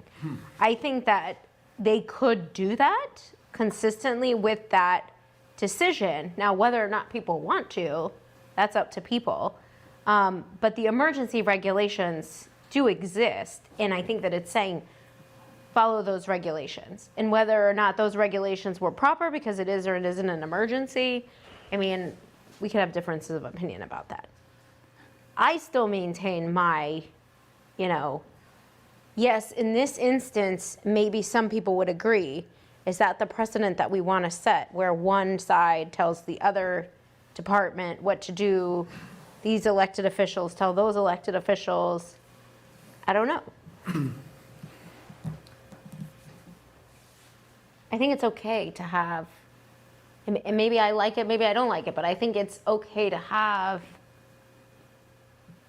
the executive branch disagree with the legislative branch. So the select board disagree, or, the select board disagree with town meeting, or the planning board disagree with town meeting, and vice versa. And the warrant committee can agree with one or the other of them, but I don't know that it's proper for one side to tell the other branch what to do. Peter. Didn't I hear from the town council that exactly that one body couldn't tell the other body? I know that happened. No, Yes. we could tell them, they just don't have to do Can't it. force it. Well, I You can't don't, enforce it, but if it's unenforceable, so. So this happens all the time. The president can tell the Senate he wants something to happen. They do. They don't have to do it, but he can say, I want to see this happen.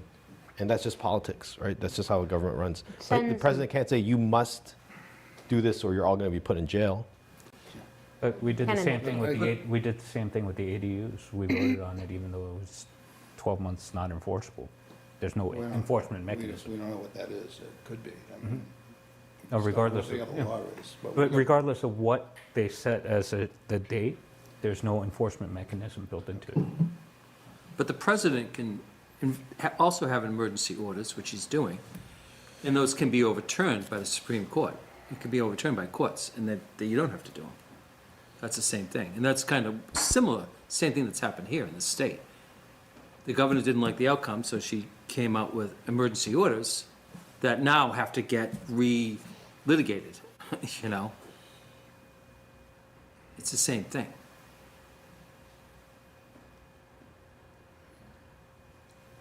Should we vote? Yeah. Okay, so, just so everyone knows, what's your vote for? Is it a yes? And what does yes mean? Jay?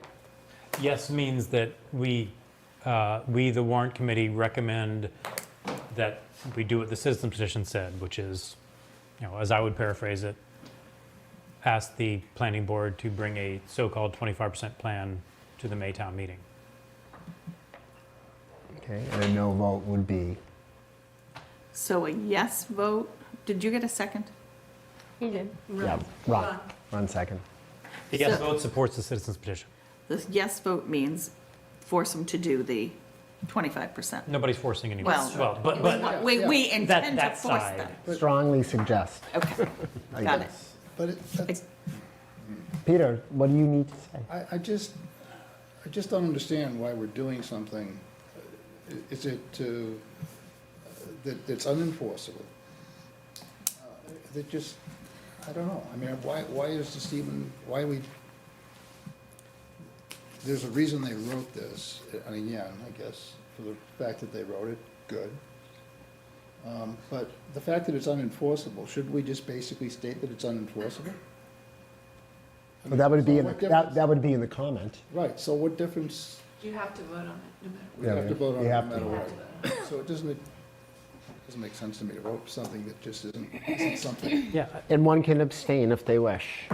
yeah, I would say, two things. I'm not sure which one you're talking about, but the warrant committee has to give an opinion on every single thing in the article. Yeah. We don't have the choice of saying no opinion.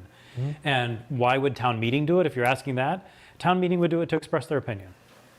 That's the only reason. First I've seen in 15 years, but,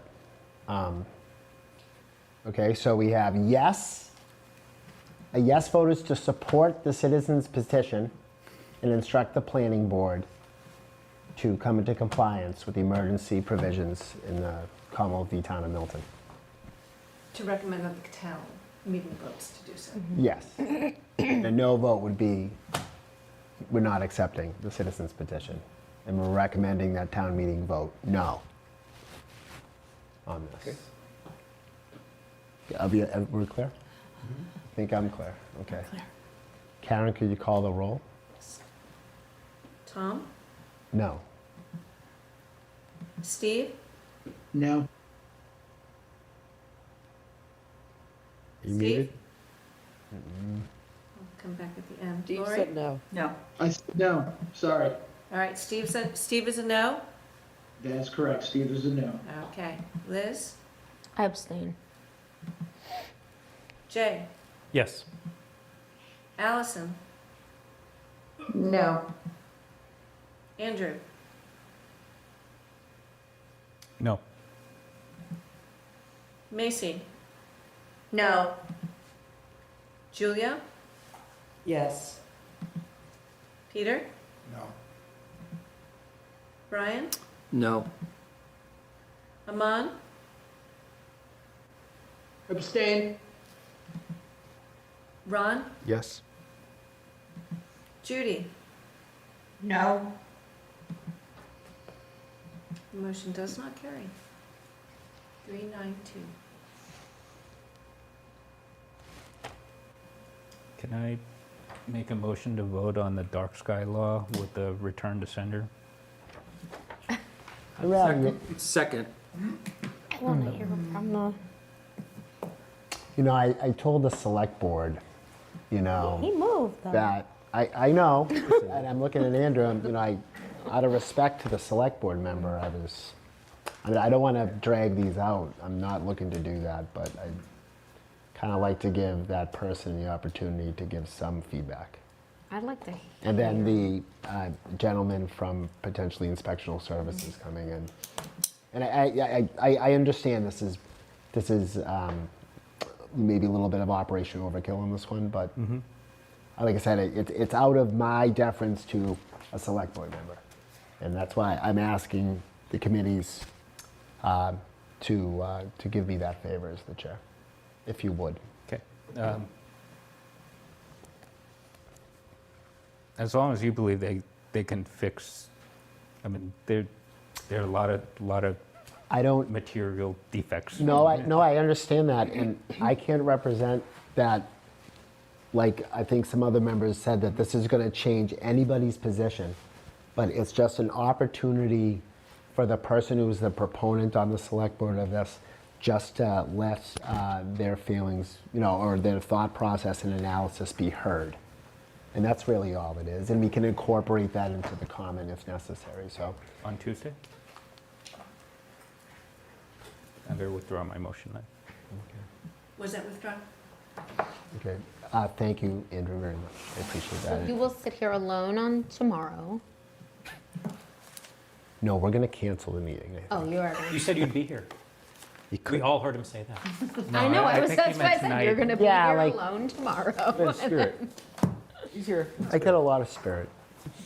Okay, I really appreciate it, everyone. Okay, so we have our votes. Keep an eye on your email. If I get any materials, I forward them to you. We have I don't know as of yet, but by tomorrow there'll be a posted meeting for Tuesday, 7 o'clock, lighting bylaw. We can make it really quick. I'll be reading the information. If the speaker can come in, we will discuss enforcement and complaints with that person potentially and be able to vote. Liz? If we are unable to do that, which days do you have planned for the rest of the week? I have Tuesday, Wednesday, Thursday. Thanks. I do not trust that we would need those days. It's okay. But just if in case. if something happens, I would like to take a day off, maybe address something on Thursday. If it's far more complex, we'll have to come in on Wednesday. If we need the planning board to come in, Okay. which I hope we don't have to, but we don't know. I believe Jay is unavailable next week. Correct? I'm also traveling, Okay. but I'll try and call him. I assume we'll still have a quorum. Yeah, if, Okay. yeah, that's another thing too. Is it school vacation? It's school vacation week. Can I get a general sense? Will people be around? Will I have a quorum here on Tuesday? I'll be here. Tuesday. I'll be here No, too. Wednesday. I'll be here all next week. Okay. Okay, so we'll have a Motion. quorum. Anybody who's not going to be here, you want to send me an email, anything you'd like me to mention, please do that. And I will mention any comments you may have. I make a motion to adjourn? Seconded? Yes. All in favor? Yes. Aye. Aye. Can you Thank you. Thank you, Warren.